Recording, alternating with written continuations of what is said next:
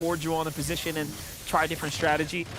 Bully is one of those players that we've seen since way back in the Steamy Stacks day. He'll take the fight tooth and nail all the way through to the end. He doesn't care. I see how he got his name, at least. Hey, he's there, man. He's willing to put it up, so. You know, but let's jump in with Bryson Chubbs, a team that really does have a chance here to come inside the top 10, to push for the big cash prizing, the big opportunities that are on the horizon, of course.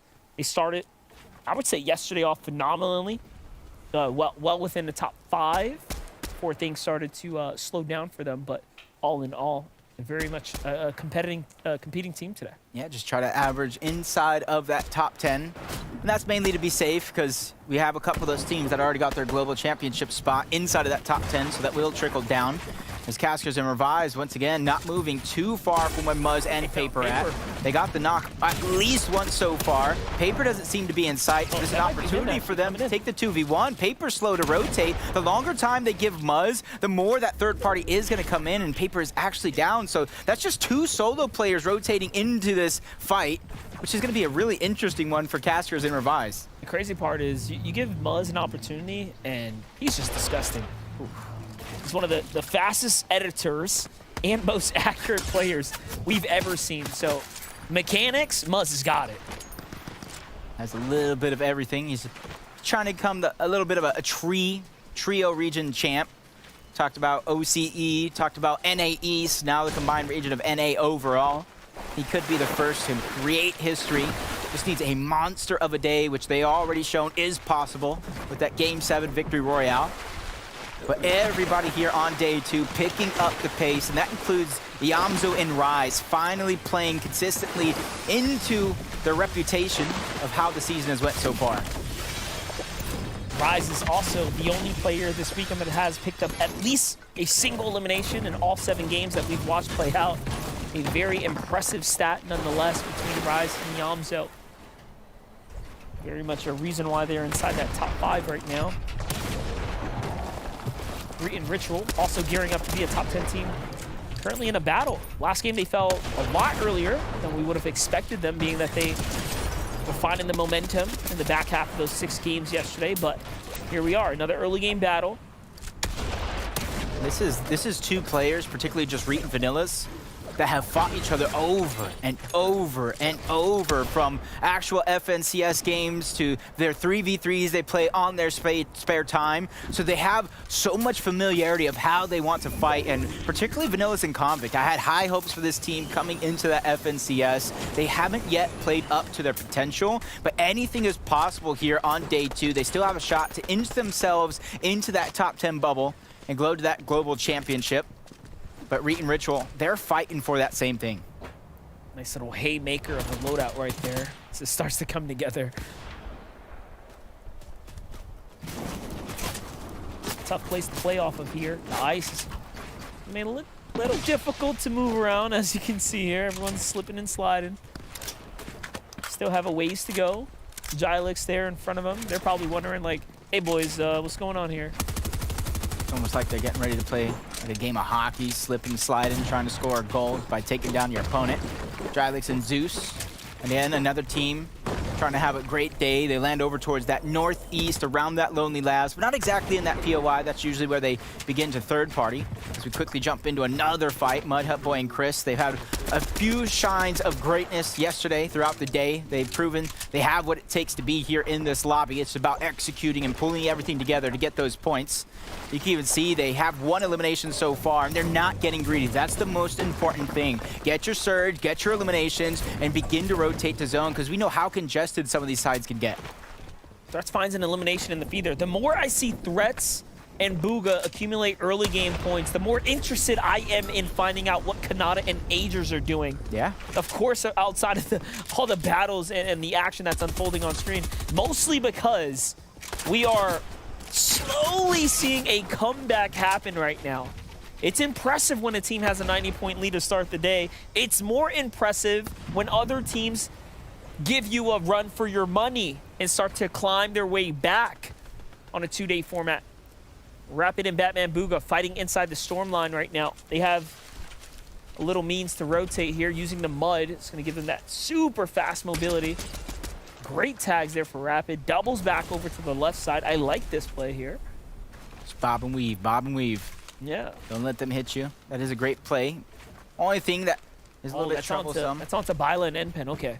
I don't like it as much anymore. I really am. I really am trying to see my boy N-Pen do it this weekend. They're one of the teams I feel like if they know you're kind of isolated away from everybody else and you begin to tag at them and they know they could probably get that fight off, they may try and fight you. So it's almost like playing with your food here. You don't want them both to turn around and try to attack, but Batman, Booga, and Rapid, ever since they formed as a duo, they've been one of those teams that usually find consistent top 10 performances, even squeaking themselves into top 5. So they've shown the blueprint throughout a couple of weeks so far. Just like everybody else, though, it's all about execution, just like that Source and Yuumi going against Reet and Ritual. Reet and Ritual, no strangers to this fight. Yeah, they keep coming to the island. They've actually been one of the few teams consistently battling for it. Round after round that we have seen the exchanges happen on both sides. Yesterday, Abib was the player that came out on top as Reet gave a valiant effort in the exchange and the fight off here. But Ritual is, of course, going to be the one that's going to try to lead the charge here.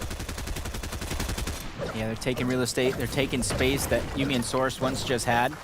They know how important it is to just have so much room to work with. You already see Redux and Stacky sneaking in the distance. Rifts going off. They're tagging some shots into the sky. They're forcing that team away from that Rift Island. They don't want any more people joining this party. They don't have enough cake for everybody. Well, here's the thing. We've seen Reet and Ritual here many times now this weekend, but the real question is, how many times did they successfully secure the island and get the points? I pointed out on my Booga and Threats. Again, they find a pair of eliminations this time around. Oh, man. Instead of just one each. Heating up, that's what we talked about already. It was in the last 2 games on the day for both of them. Game 6 for Booga particularly, those solo points. And that's how you build that confidence and you carry the momentum from one day to the next. Cooper's trying to do the same thing, but he's forced to do it by himself.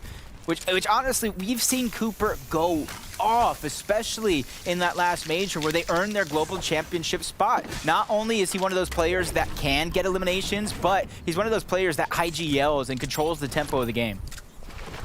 Time to move now, though. Oh, he's going wide on the rotate here. What's happening here? Okay, is he going to go back into the zone now to get Miro's card and potentially reboot?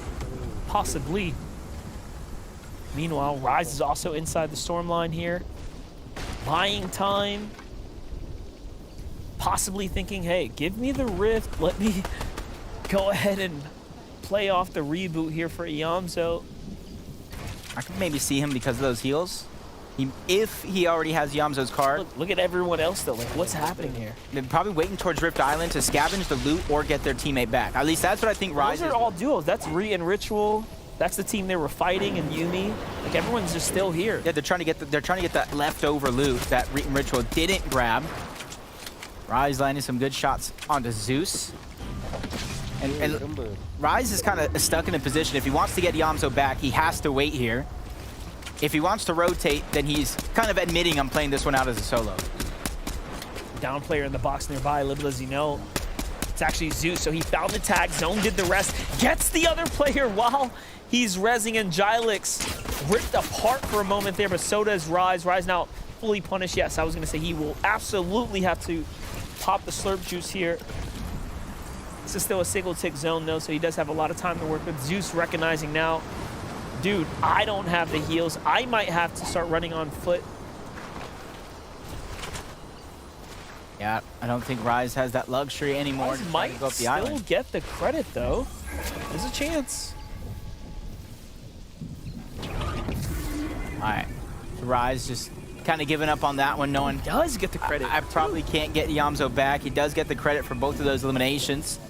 So he's doing a good job, but just like we seen him yesterday, he has to be able to make that impact as a solo now that his teammate is gone. But we're seeing not just him, but a few players in that same position. There's actually 5 solo players running around the lobby right now, and Cooper's one of them. Yep, he might have thought, hey, maybe I could play for this island here, but there was a little too much action happening there. And they make a move out. Talk about Booga and Threats. Very, very damaged right now. Threats gets dropped there on the rotate. Unfortunately, faces the wrath of the server. He's stuck in a difficult position. Booga can't do anything either here. The zone's just doing too much. super unfortunate. You heard that? That was Kanata just screaming yes as Bugha just went down because they were hot on those heels throughout the last 2 games of yesterday, where Kanata Agers had performed the least best of their day. Bugha and Threats performing the best. So this is a chance for them to regain that lead that they just once had. And it's still 12 teams that need to go down before those placement points get in. So I'm not saying by any means it's going to be an easy day for Kanata Agers. Yeah, this is tough right now. A lot of players have to still move north, but no reason to move until you absolutely have to. Folks just trying to wait it out, chill out for a second, allow the zone to really force the hands of the majority of the lobby first. Chubbs and Bryce rotating. Got to be careful, though, as they continue to fall. There is going to be teams below them. Somebody even opened up a vault for a little bit of extra loot. Great decision, because if that were wrong, they definitely would have rifted through the sky. So that gives them at least a couple more seconds to work with. And Chubbs, Bryce, they don't have that same second. They're barely getting above the damage threshold, but it's just 1. That's not a feeling of comfortability. So he's continuing looking towards the backside of the zone and finds a huge shot on the D-roller as the confidence begins to build. They're still waiting here in the storm line. Remember, this is going to start to pick up. There it is. They do just have enough room to work with, so arguably in the best spot to be in. Yuumi and Source, however, off the Rift Island, find themselves a piece of high ground. They seemingly have the lay of the land here. They can run the lobby in any which way they want. Rise and Yamzo fragmented here. Just Rise now to operate this team. So far, so good for him, but it has cost him a lot. We already saw him go through the Slurp Juice. We saw him make that late zone move, and you're now having to use the Slap Juice to stay alive here. This is why it's important. They started on 323. Total points coming into this game. Rise is doing what he can, and now he has that Maven as well, so he's gaining a speed boost. Continues the toe tag Batman Bugha, but Rapid is there. Quick change in elevation coming out from Rise. Super impactful play here to try to keep himself alive as a solo. I like it. It was very close. Batman Bugha almost caught behind. It's hard to know when someone's chasing you down and they're in mud. Like, you're just thinking to yourself, like, dude, how? Especially when you kind of jump, you look back, they're maybe 100 meters away, but because of the mud, next time you look back, they're like right on your heels. And then the way he had that heisted Maven, so every time he hits a shot, he gains even more of a speed boost. So definitely thinking outside of the box, utilizing every single portion of the game as Sphinx and Poyo. They're towards that top side of the leaderboard as well. Bugha and Threats going down, that gives them a chance to overtake and move up the leaderboard. But this is what you also said, that these are the teams that you want to overtake you in that top 10. Players who have already qualified. That's right. Rise 3 HP, what can he do? These teams are a single headshot away from potentially being a refresh for him, so there is opportunity here. Oh no, not the zone. Not like this. Oh, moves a little too late and falls there. Setting up for Kanata and Agers to have a great game as they take elimination onto Smite. Baka and Pars as well. A lot of those players that were once positioned in front of them are going down, so that makes their job that much easier to try to move up the leaderboard. And you can see they have some elevation already. They don't have too far to rotate before they are in the zone. And if you kind of look at that mini-map, more than half of the lobby has to go up that cliff and find some elevation. So their rotation is also going to be easier than everybody else's. Yeah, and Ritual already taking a moment to make the early rotate here. He is ahead of the game here. Kanata and Agers just playing seemingly perfect right now. Great loadout, great positioning, no pressure from the Surge at the moment. And just all in all, it's coming together. Not only that, we have a moment of them picking up the elimination just a couple seconds ago onto the hands of Smite. Take note. Take note. Look at his inventory right now. You see he has the Mammoth, right? As the game gets on, he's getting closer and closer towards that end game. Well, I saw it. He switched it at the end. He picked up that compact SMG. He realized the impact of an SMG Havoc combo and trying to put it to use. In the feed, Agers picking up one. Cooper is barely surviving here with so many players all around. If they know he's a solo, you know as well as I do, that's like a green light to go. Tough situation for Reeth, though. He falls in the feed there. Although he was one of the first to rotate, must have been collapsed on by a desperate counter player. Here's Peterbot in the storm. Cooper takes the fight, and the 1-2 drops him. Now 3 eliminations. Cooper showing that he can also play and pick up the solo impact points here. Back to Kanata and Aegis though. Front side rotates. Again, so smooth. They just seem to have found their zone.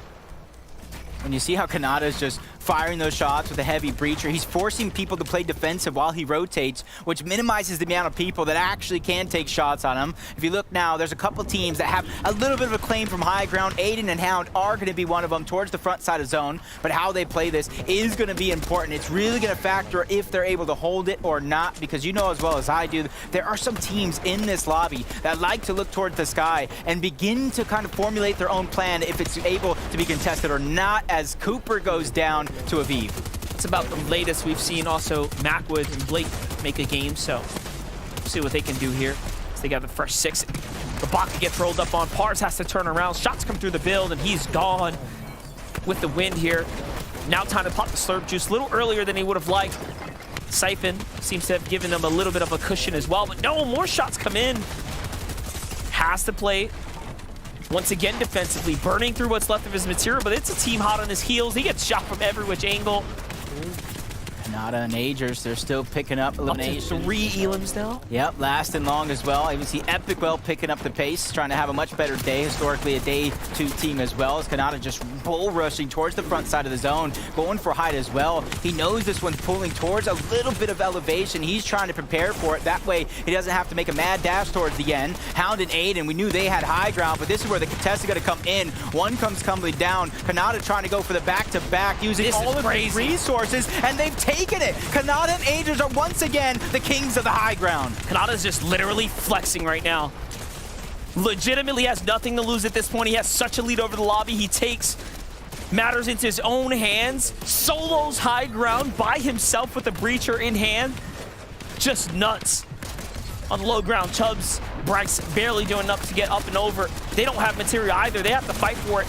Wow. Caught in the trap though. 4 players have been eliminated. Make that 5. And they're still standing here. They get a little bit of credit for the view, but that was chaotic. The entire lobby chopped down in half. Meanwhile, Kanata and Agers have a roadway, a pathway directly to the end game here, and it's looking like clear skies here, Jacob. Yeah, it's definitely theirs for the taking, and they take it just like that. Full control over the game, and they earned it as well. We saw them not only fight, but take down Aiden and Hound and steal away the high ground. I called them the kings, and they are the kings for the reason. Big plays here. Agers and Kanata might have just solidified the massive lead. Let's not forget, the other moment that occurred in this game, equally as important, was the falling of their second place players on their heels. I'm not going to name them. We're just going to give all the credits to Agers and Kanata right now because they deserve it, and they've officially jumped way ahead of the competition. Yeah, right now it's just looking like a race for second place, but there's only 2 games done on the day. There's 4 more, which is plenty of time to climb up that leaderboard, but let's go ahead and take a look where everybody stands. Agers and Kanata firing right back after that last game, after the, once again, the little blunder saying, look, our bad, we made a little bit of mistakes. Nope. Game number 8, they crack back. They say, look, why did you hesitate? Why did you forget that we ended day 1 in that top spot? There they are, Kanata and Agers, with quite possibly the biggest refresh we have seen so far. It was during 7th zone. I think, you know, Kanata was chilling around 65 builds. They got that refresh that boosted them up to like 120 plus, but it wasn't just the match. Jacob mentioned it. He was able to swap around his loadout a little bit, picked up a mythic flapjack, and then an SMG as well. The fact that they had the most materials in the lobby during A zone, they started to apply that pressure on the high ground. And MDF mentioned it like, Kanata, how are you just going to go ahead and use all your mats to go ahead and solo take high ground? Well, it's because that natural elevation that they were fighting for, they didn't need any mats if they went ahead and got that. Yeah, that's great recognition ahead of time, knowing where zone's going to pull and not leaving it to, I need to climb after I get buried and fight through this. They got front side, put themselves in a position, and it's that 8th zone where you were like, how are they just running out in the open through 8th zone? No one touched them. They were basically max mats, put themselves front side, recognize the elevation change, and then ultimately that's why they're able to win the game. Perfect game out of them. I think it was like 5th, 6th zone. We ended up tuning in them. They had no eliminations yet. They were like 600 above. Storm surge is there, rotations are there, awareness is there. They're looking good. masterfully executed from the duo. Let's take a look at that standings. What is the lead now? Okay. Oh, God. Wait. All right. Vivid, I can't do math. Is Okay. that 149 points? Teak, I am very proud of you. Thank Yes, you, it man. is. Dude, I'm learning. Anyway, what went from a 90-point lead? Game 1 dropped that down to 60. Game number 2 said, let's just double that. Let's just make that the lead. 150 points. I mean, they got to be feeling comfortable. But shout out to Cooper and Miro for that Yeah. game. I mean, Zeke was like ecstatic while we were watching. He's like watching these arrows that are going on the map, and he's like, who is all the way over at Slappy while the zone's at like Breakwater Bay? Cooper and Miro, great play out of them. Specifically, Cooper clutching it up. Oh yeah, went back trying to get the reboot, but ultimately it's just like, dude, I tried. Like, I tried to get you back in the game. It didn't work. Nonetheless, I mean, that is the classic Boogum Miro play style back when they played, is the solo clutch after solo clutch. Cooper filling that role perfectly. Not yet on the level of a Booga, but I mean, my man, you're showing yourself to be one of the top players on this region. If we could flip the conversation here from a lot of positives to maybe some questionable negatives, we have to look at Booga and Threats. For a moment there, these guys were stacked so well above Storm Surge, had mats, had materials, had resources, had everything, and then decided, let's push Citadel when maybe they should have got for that dead side. Listen, they had, I mean, I love the shot out of Booga and Threats. I was talking it up while we were watching that game. The fact that they're, so willing to stay in the Storm. They were getting eliminations based on their position. The Storm Surge ties were coming in, like Zeke mentioned. The materials were looking really, really good. And 1,000 above was the number count. So I was like, they're going to go just straight dead side. Then they started rotating towards Citadel, and I was like, whoa, where are you going? There's a bunch of teams built up right there.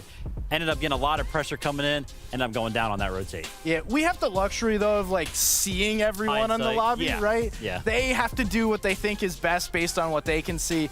Adjustments. Talked about it, what they did yesterday. They made adjustments. I liked what I saw just at one point. Going a little too straight into zone, and hey, if maybe get Vivid, a little Vivid masterclass, be like, go dead side, find yourself in zone, you're chilling.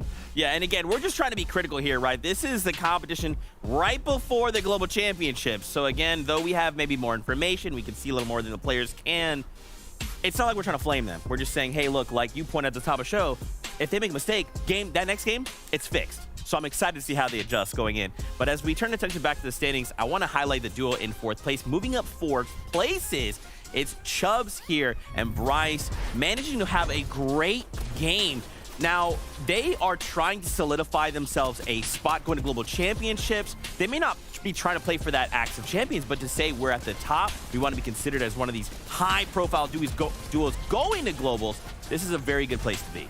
This duo reminds me of Larson and Smite last season. Maybe not the duo dynamics, but the up-and-comers ready to put a stake on this region. They've played so well recently, especially the past 2 seasons, having that consistency, understanding how end games are played, and ultimately they've put themselves in one of the best positions you can land at on the map. So obviously they have the respect of the other players on this region as well. Yeah, and after watching that game right there, there was like multiple times where they had 0 materials, somehow ended up making the play, getting refreshes, kept their game alive. I mean, a 2nd place clutch when you had 0 materials multiple times throughout the game, that's incredible. Another duo that I feel like we haven't given enough credit and maybe enough airtime. Thoric and Bolt, a duo that actually qualified way back in Major number 1. And now they are here kind of saying, hey, we're already going to globals. Why aren't you talking about us? My bad. Okay, Thoric and Bolt, you guys had an absolutely phenomenal game here. And you see, they've been pretty consistent. Another team that kind of rose on the back half of day 1 and putting it together here again on day 2.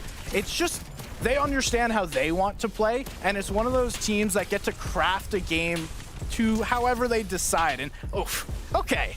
Thoric, I didn't know you were like that, dude. Like, relax. You should not even be alive.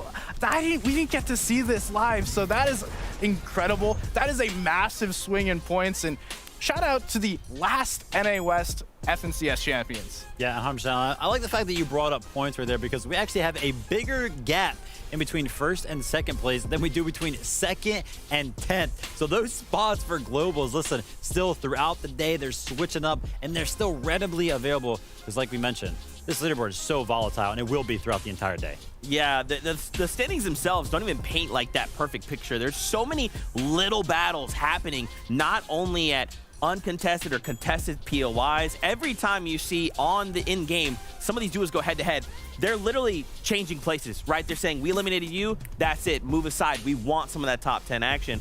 There's only a handful of games left, 4 more to go. Now, more than ever, duos really need to step up and try and solidify their game plan, their points, to try and stay in that top 10. Yeah, if you're not in this like top 15, it's too late. You're running out of time. You need to make something special happen. Maybe back-to-back dubs is going to put you in a position to do that. Otherwise, I don't see it happening. Listen, we saw some great swings happen over on E, right? Some like 20 place uprises after one good game. So I actually don't agree. You know what I mean? If you're still hanging around like top 30, I think that one good game could boost you up enough to get into that top 15. Anything can happen. Anything will happen. Fortnite has taught us this law. Now, of course, with Game 9 on the horizon, duos, right now, let's bring it all, lay it all out. So there's no questions, there's no what do we wish we could have done or missed out on. No, let's make it happen right here, right now. This is the FNCS Grand Finals. This is gonna be Game 9. The tournament is about to be 75% of the way over, and like SBG said, time is running out. Yeah, it's getting very, very close right now. 4 more games of Fortnite ahead of us. We've had a crazy competition already unfold. A lot of adjustments happening as well as we are starting to look to the future here. I mean, some are out of the race completely, I'm assuming. Yep. Thatch and Pam still being one of the big ones that I'm looking at that, hey, what are you going to do at this point? But more importantly, Booga and Threats, if they want first place, Jacob, it's going to take a hero's effort. No, it definitely is. And for the players that you're mentioning that may not have a fighting chance here, it's about practice. You have 4 games to practice for that last chance major. Everybody else, the bragging rights, the money, the acts of champions, and then that global championship spot to where you start on the upper side of things. That makes your life so much easier because it gives you a chance to make some mistakes. It gives you a chance to slip up before you go back at it again. Well, listen, do you think Kanata and Aegis are going to be completely uncontested in the next 4 games? Is someone going to look to target them via opportunity to try to open up this leaderboard, or? I think so. I think they're completely uncontested because I feel like at this stage in the game, they know that spot, even if they are contested. With 4 games left, all they have to do is win one of them. Yeah, I'm just saying $150,000 in one. Still lots of fight. Oh, don't lose the pickaxe. Oh, okay. Please don't. Whew. Almost gave me a jump scare right there, but it's a 1v1. Sharp Tooth versus Drum Shotgun for now, and they're not wasting any time going right back at it. Great shot, 50 tag from Defiable, forcing him on the back foot, forcing him to kind of retreat for now, taking a little bit of elevation. Thatch has to be sneaky here about what he's gonna do. He gets spotted out by Defiable. Another missed opportunity back-to-back, but he has such a big lead in terms of health. It's only a matter of time because all you have to do is just continue to rush into Thatch and it'll be over. I'm trying to figure out why he hasn't used any of those siphon materials. Did he just not pick them up? What happened there? Defiable clearly using every single piece of resource he had, and yeah, Thatch is just bone dry right now, even after getting that first elimination.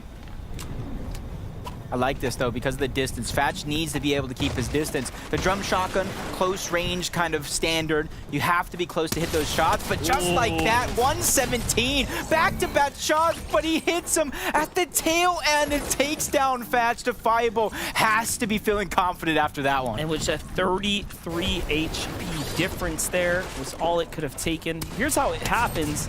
It starts off drum in hand, deletes Pam, and then, of course, the turnaround moments here. You've seen it. Left camera peek, but still cheekily squeezes one in there right through. Give Thatch credit for the way he was able to fight back just like that. But you asked a couple games, are they going to be contested for now? In Game 9, 3rd one on the day, uncontested. So for them, it's kind of business as usual. Do exactly what you've been doing to get to this point. Almost a 150-point lead. It's almost like they have to go down before that top 25 in at least 2 games today. Cooper and Miro have flown their way up into second place there. Their top 5 standings. These are all teams still alive, of course, in this game as we are just beginning game number 9 here in North America's region. Falcon Pars, not really contested. You can see them kind of fanning out, going their separate ways. Bully and G-Money, Day and Nasen. This time deciding not to have that skirmish that has not only taken so much time away, but caused so many third parties to look their direction. Neither team able to really come out on top, no matter who actually won the fight. But that puts them back into the position in which we seen yesterday, where Bugha and Threats can take these high elevations just outside of Steamy Springs and shoot that direction to try to get some surge, but somebody else has that same plan. Got to be Day or Nasid over at the top side of that mountain. Yeah, it's become a little more difficult for Bugha and Threats as, unlike some of the other areas of the map, everyone here has absolutely adjusted their strategy here on day 2. Some minor tweaks and kinks coming into play. You're not seeing the full fight erupt like yesterday. Very, very different pacing down there. Still fine for Bugha and Threats as they'll be able to find some tags and get involved, but not easily converting eliminations like yesterday. But the real problem today has been the mid game. This is a problem for Miro. We talked about how Miro and Cooper in particular have been known to get into a fight or two at this draw spot. It hasn't always just been, oh yeah, we're gonna split it. Doesn't really work like that. Broken says, hey, you're in second place. We don't like that. We want to get a little more active, and they actually take him out. Yep. That's what you call controlling your own destiny and your fate. And he's kind of landing in different spots already throughout the day, just trying to make something work. Rise and Yamzo, you've seen them here towards the secluded spire.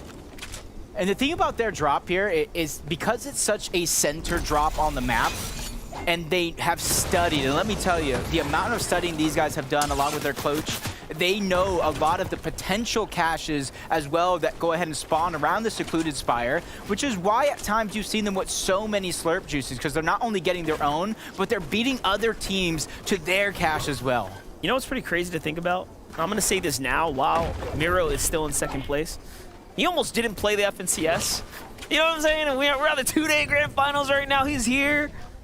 That's going to globals. Wild. Going to globals. It was actually a coin flip. Did you know that? Yeah, it was a coin flip decision from Cooper, and I hope Cooper just framed that coin, put it somewhere in his house. Put it somewhere. Lucky coin. 1983 maybe. Big potential payday on the horizon as well. Just for them deciding to get together for the competition that unfolded this season.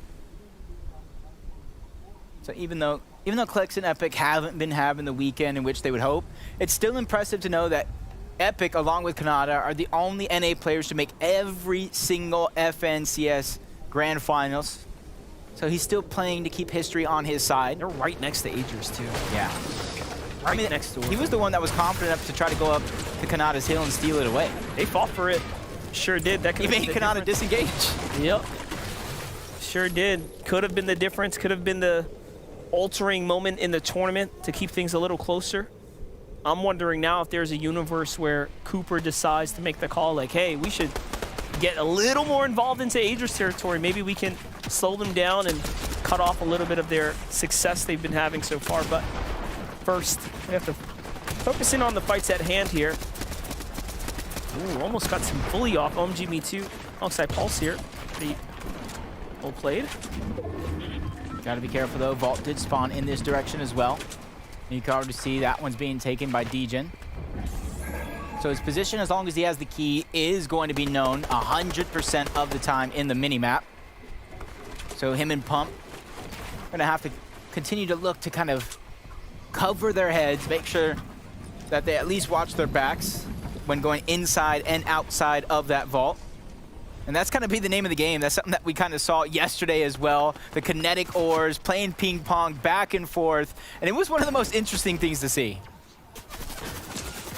Shots coming in though, 21 below the surge now. Attacks are happening everywhere. Slappy Shores is not a safe position by any means. Cooper and Miro have a lot of folks starting to look into their territory right now. It's those south teams, because the zone is pulling up towards the north. A lot of those south teams are beginning to infest Slappy Shores. Same thing could be said for the racetrack, Frenzy Fields. A lot of those positions becoming more and more congested. Wait, Cooper's still up there. He might have not even gotten the pickup just yet, let alone the reboot card. I'm not too sure here, actually. I mean, I would assume that the purple arrow in the minimap is going to be Cooper. I don't see another one. Yeah, there's no mirror. Yeah, so there's no Miro just yet. I would say depending on his heals, which aren't looking too good. Oh, he's like, I'm taking these with me. He probably knows that it's going to be the long game for him if he's looking to get Miro back into the game. Yeah. So kind of consolidate all of the heals, and the most important ones are going to be the HP heals, because if he wants to get that reboot, he's going to have to let all these teams rotate by, sit in the storm just a little bit, and then go for that play. But for now, it's very, very great to see him being proactive. Even though he is a solo, it's almost like it doesn't look like it. Here's Bully, Sire, down from the southern portion, on up through the Frenzy Fields here. Let's not forget, this is also where Acorn and Cole do tend to sit around, lingering. But with zone pulling so far, everyone's going to have to move here shortly. Defiable, G-Money still left behind there. I feel like it's going to be harder for Defiable and Cyrazer because they were the ones rotating. They were the ones kind of trying to scavenge their loot. They split it and ended up with a fight, so a lot of those heals gone. Same thing actually could be said for G-Money and Bully, especially looking at their inventory. So this is actually an interesting decision for both of these teams to stay here without very many heals. And I feel like eventually one of these teams is going to have to disengage, or they might fall to the zone. Well, I'm more surprised to not see like Hound and Aiden try to take their stab at this third party, as they've had a little bit of success here on the day. But another team is inside the zone. They hear the shots being exchanged here back and forth down at the Frenzy Fields, and they're still sitting around. G-Money comes in. Bully steps in as well. They get the finish there just in time to pop the bandage right now. And that gives them a little bit of room to work with, a little moment to spare. And off they will have to rotate. Let's look at Byla and NPen. Momentum slowing down for them. Overall, a poor performance so far. 2 tough games for them. Seemingly slipping out of the conversation for a moment, but now they're going to really need everything it takes to go ahead and jump back in. Let's take a look at Cooper, who again had that high ground position. Takes a chance with the fight happening down low. Steals 1, looks for 2. Everyone's a solo now. And he jumps right back on up to high ground. He's like, yeah, I'll take that. That's good revenge for Miro, because that's who took down Miro. Like I said, probably staggering yourself back, using the med mist, whatever's kind of left over on that capture point. Let everybody leave the spot before you try to get your reboot back, but he's eyeing Penta and Teeks, who might know he's up there, trying to watch out, try to stay out of his lines of sight. And I think the best thing for Cooper here would be not go ahead and draw attention to yourself, because you know the reboot ban in itself is going to do just that. Solos. Ooh, Bugha and Threats, 339 points. Currently positioned in 3rd place. They need to be able to hold on to their position and catch fire today, so I'm going to throw it on over to Kelly to let us know how their early game started. Hey, Fortnite fans, you got that notepad ready? Because you're not going to want to miss this. Bugha and Threats, as we can see, is no longer fighting for first, but fighting for that 2nd place spot, which they ended day 1 in. And why mess with what has already been working for them? We see some incredible shots from Bugha with that mammoth pistol, grabbing the storm surge that they need for an easy rotate into mid-game. And once that's done, they go back into storm. We can see that Threats is actually dropping his MK Alpha for the shotgun because they are now prepared for that mid-game. Let's see how it goes. A great breakdown from Kelly to just give us the insight, what's working, and also wonderfully presented as well. We have all the story for Bugha and Threats there. Like she said, why change it up? You don't have to. Especially when you caught fire when it mattered, and you continue that into today. Same thing with Paper and Muzz. Whatever they did to kind of start off today, they went down early in a couple games. They were able to get picked back on up. They already got a VR in Game 7, the first one of the day. So they're already formulating some sort of a plan to continue to rise up that leaderboard, similar to Ritual and Reet. And you can see that they have two different styles of their game plan. Typically, when you watch them, you think aggressive. You think they're the players that are going to get in the box, find that elimination. But it's good to show that even when a grand finals lobby slows around, they know how to slow things down, work for that surge instead of being one-dimensional team. Reet's one of the most versatile players we've seen. Development over the last 2 years for him has been incredible to see him. Now he's in IGL. Yeah, find his stride, become more confident, learn how to lead and build teams around his play style. Definitely one to love. Let's see you here. Rapid's got a chance right now to jump in on Revise, doesn't quite find it. He had a brief moment to listen into what Revise was trying to present to us, and you know, for him it was really about, hey, how do we stay in the pocket today? How do we find our chance to come back and do something big? So far, it hasn't quite worked out. They were in 15th. They were very close, but a little bit of a slow start for them after those first 2 games. Just like NPen and Bile have had a bit of a tough start. So it just shows you that like a 2-day competition really does start to open it up. Wondering who actually captured the Rift Island, because I feel like for the first time this weekend, a team that almost formulated their whole strategy around it, Bucky and Elkis, are finally making some strides to kind of claim it as their own once more. Violet going down to the feed, Revives and Casters exactly where we left them, but takes a huge tag, 75 damage gone just like that.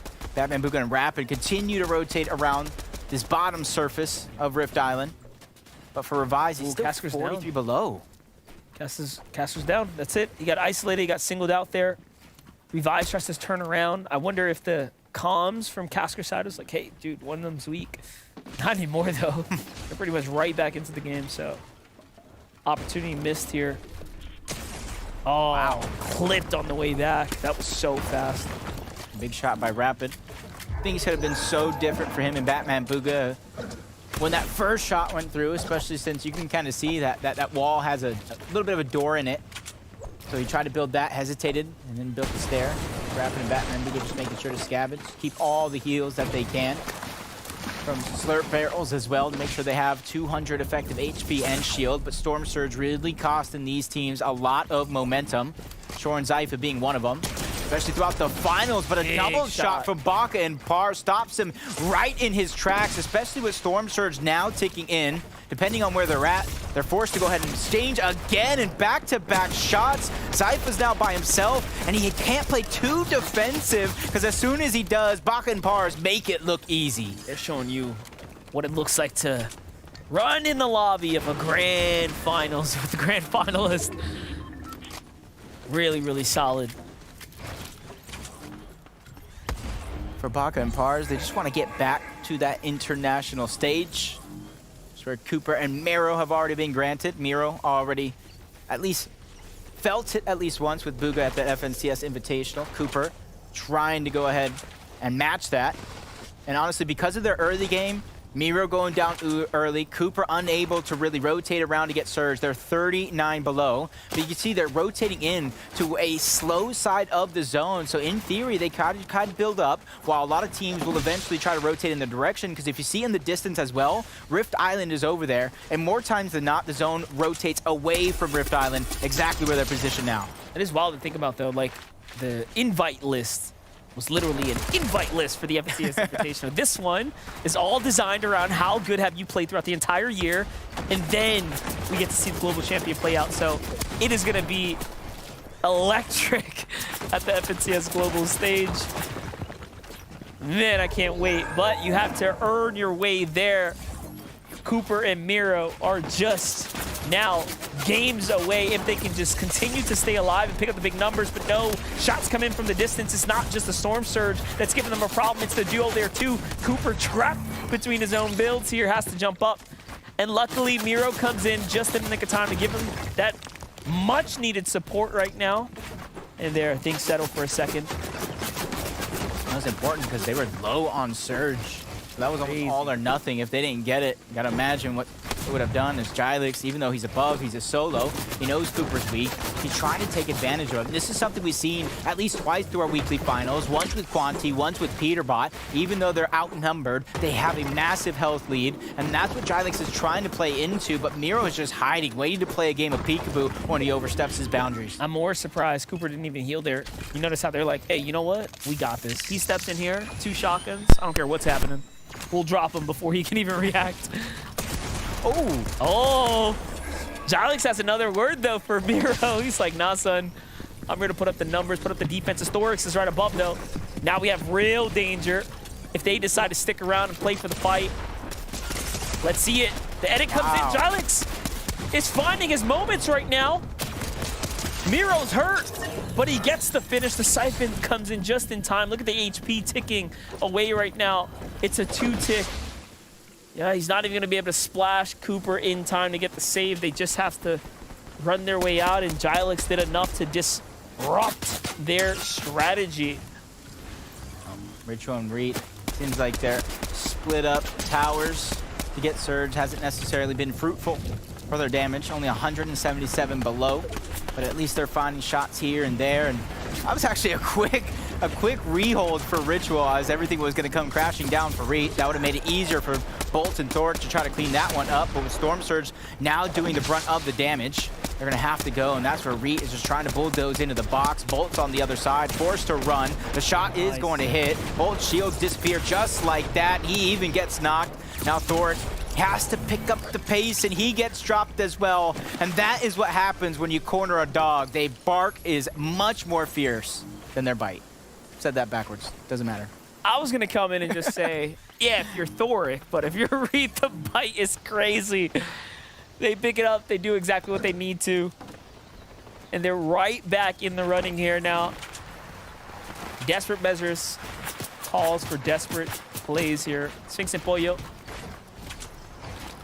Team that's well inside the top 10 right now, looking to continue to play spoiler for others and earn themselves a much wanted fat paycheck this weekend.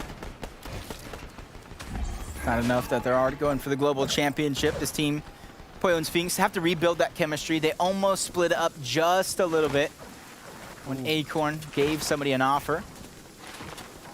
So it's definitely interesting to see that they're still on top of their game, not really letting too much affect them. Bryce, Chubbs, they're using the fact that they're well above the damage threshold, 200, to try to rotate and not have to focus on getting that damage. They find themselves just a nook and a cranny off the side of the mountain as he tags up.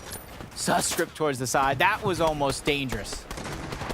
Big fan. Notice Chubbs and Bryce just jumped right over that river. They're like, nah, we need this mobility.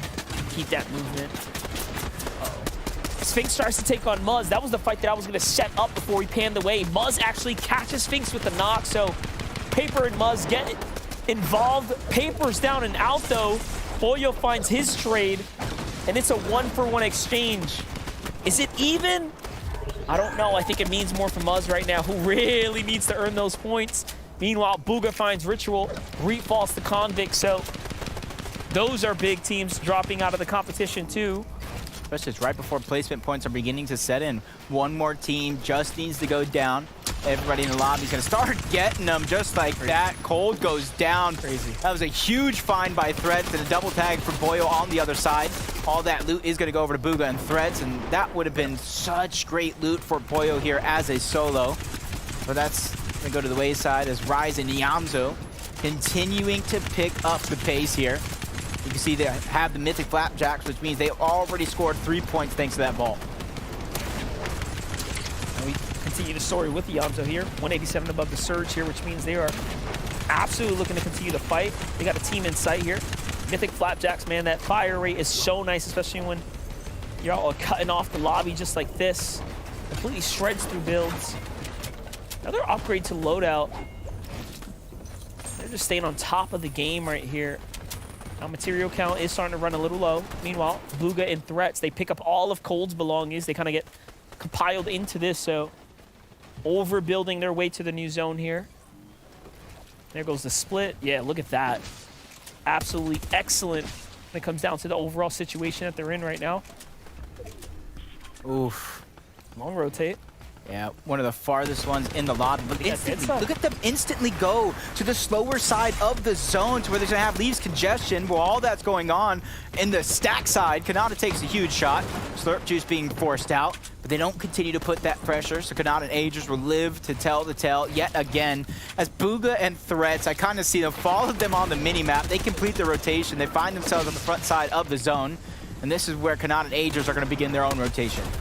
Hasn't been a team I've watched more this weekend that I've just used textbook every single time. It's just Bugha and Threats.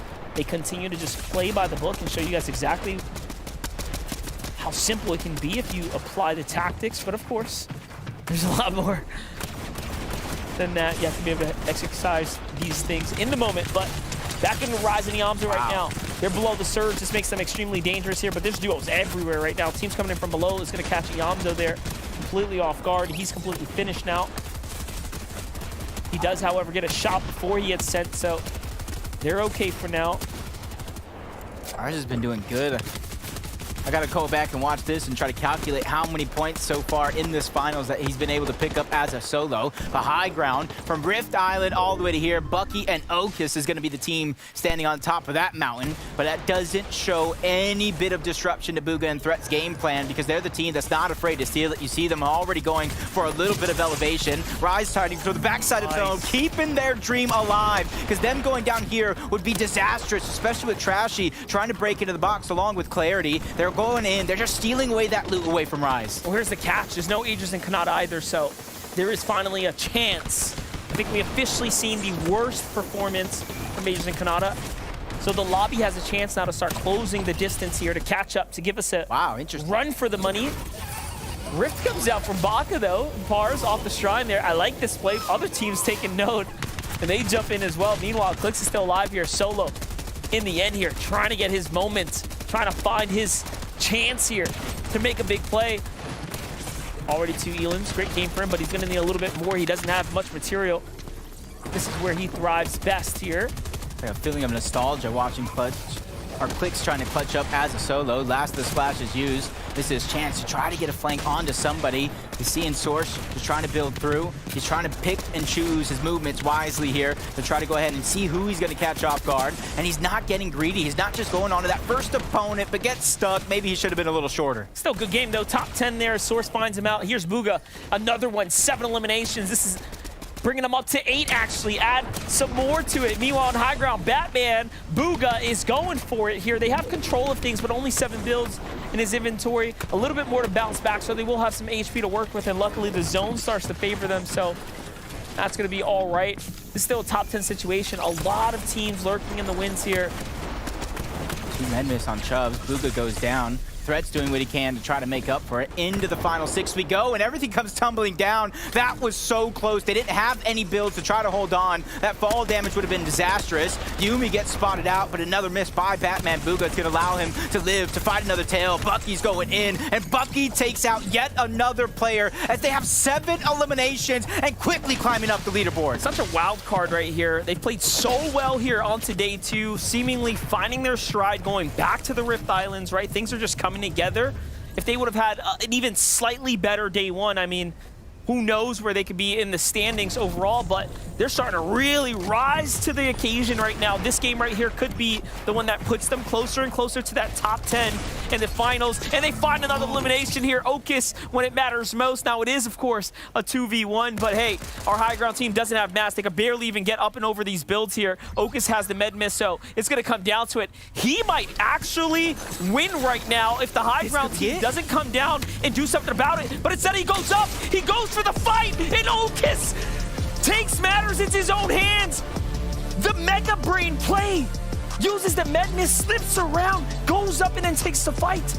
I don't know who I saw it, but I was going ahead and surfing social media, right? And somebody had the audacity to let Bucky know, hey, you're playing with less caliber players. You're not playing with players that are good. You're not playing with players that are on your level. And Okus probably read that one and said, noted, and just showed up and showed out. And Monster, the interesting thing is, because of how low Batman Bugha and Rapid's health was, he didn't even need to go for that daring play. He had the win off of Medmiss. He just wanted to take it by force. first. It's crazy. I gave the play of the weekend to Aviv. Things start to switch now. It's going right on over the Ocus. This is one of the gnarliest plays I think we've seen in FNCS in general, especially for this season right there. What a way to really put it into action. Yeah, I saw it there in the corner as well. Yep.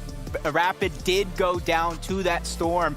Oak is just playing that one picture perfect. And I hope, because they started the leaderboard very, very low, today they have stepped up. It's like a whole new team, and hopefully they have a whole new placement after this game. Dude, I hate Jacob PR. He's so funny, man. That guy gets me every single time. Bucky and Ocus come out with a massive victory royale. Now, to set kind of expectations, we had a lot of expectations, and I think many members of the community did as well. These guys, we just assumed would always be on Rift Island. We assumed they'd be Objective Kings, and they've kind of been stifled these last big sets of games. Finally, though, finally, they get room to breathe, and they take it by force. Listen, you know, we've been kind of like feeling like we've been playing a game of like, where is Bucky and Ocus up until this game? We expected them, like Zeke said, to be doing so well. The Rift Island came into their favor this game, favorable zone as well. I mean, the play was so well done during 8th zone. They went ahead, had the high ground, converted that by building all the way across the zone when that 9th zone actually ended up pooling.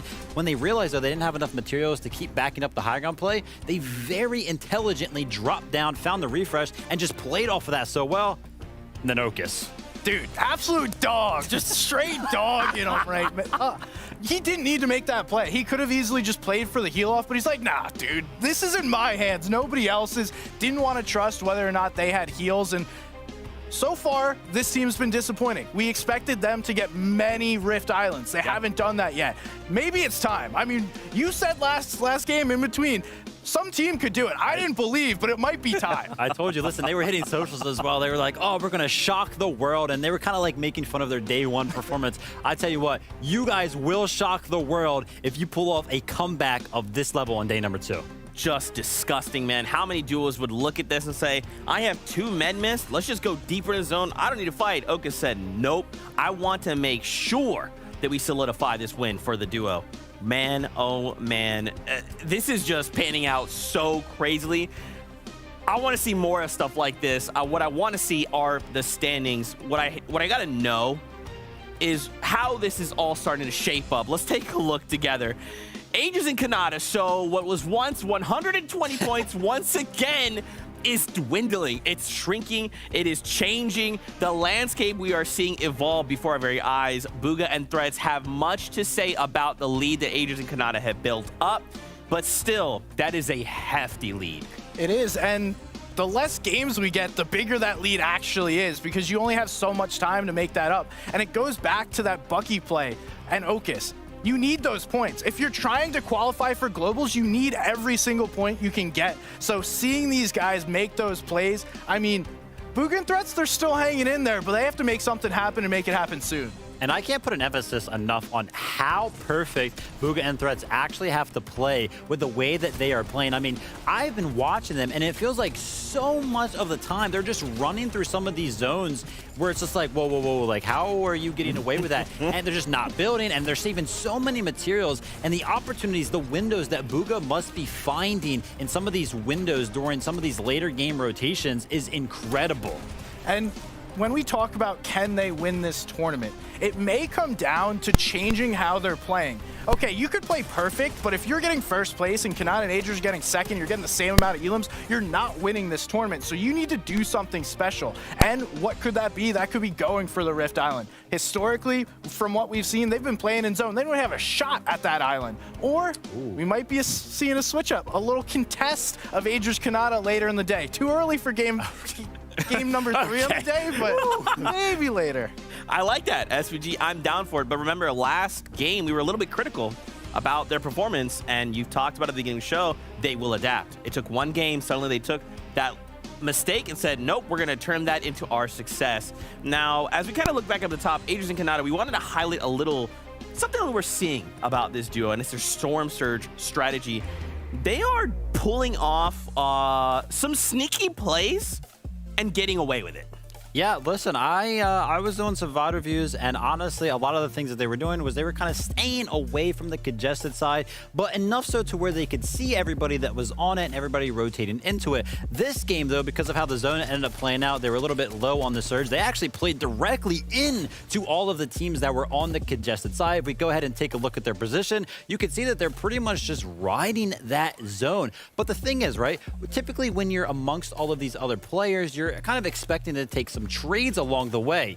No, not for Kanata and Agers. No, definitely not. And they're doing something different from what we've seen a lot of teams typically do, is build up those massive towers, look for players around. They're actually moving, being super active, getting some tags on one team, shifting their focus to another team, and just sneaking a couple of tags on multiple different duos, getting that damage. And that's why they're being so successful. It's not reliant on sitting in a single position and hoping people walk by. But also that adaptability, right? I mentioned how usually their strategy is to play a different way than they were just playing, but they still made that game work.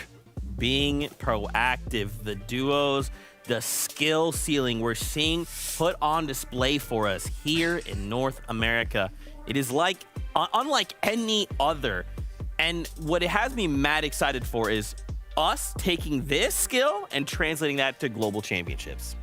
Oh, I would love to see all these teams at Globals. Unfortunately, only 10 more are going to make it, so whew, it's going to be a rough ride. Let's see Buckinokus be one of those teams. Well, he said 10. There's another 10 on the way. It is game number 10. We are now nearing the end of the competition. It's do or die time, but it's also game time.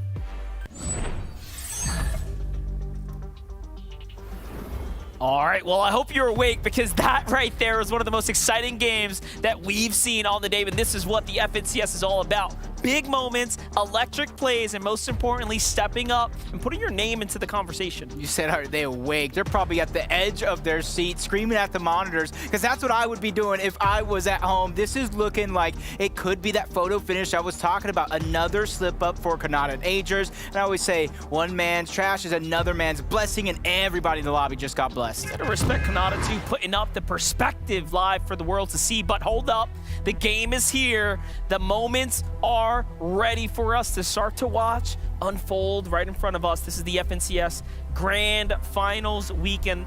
One of your last chances and opportunities to qualify your way straight through to the Global Championships.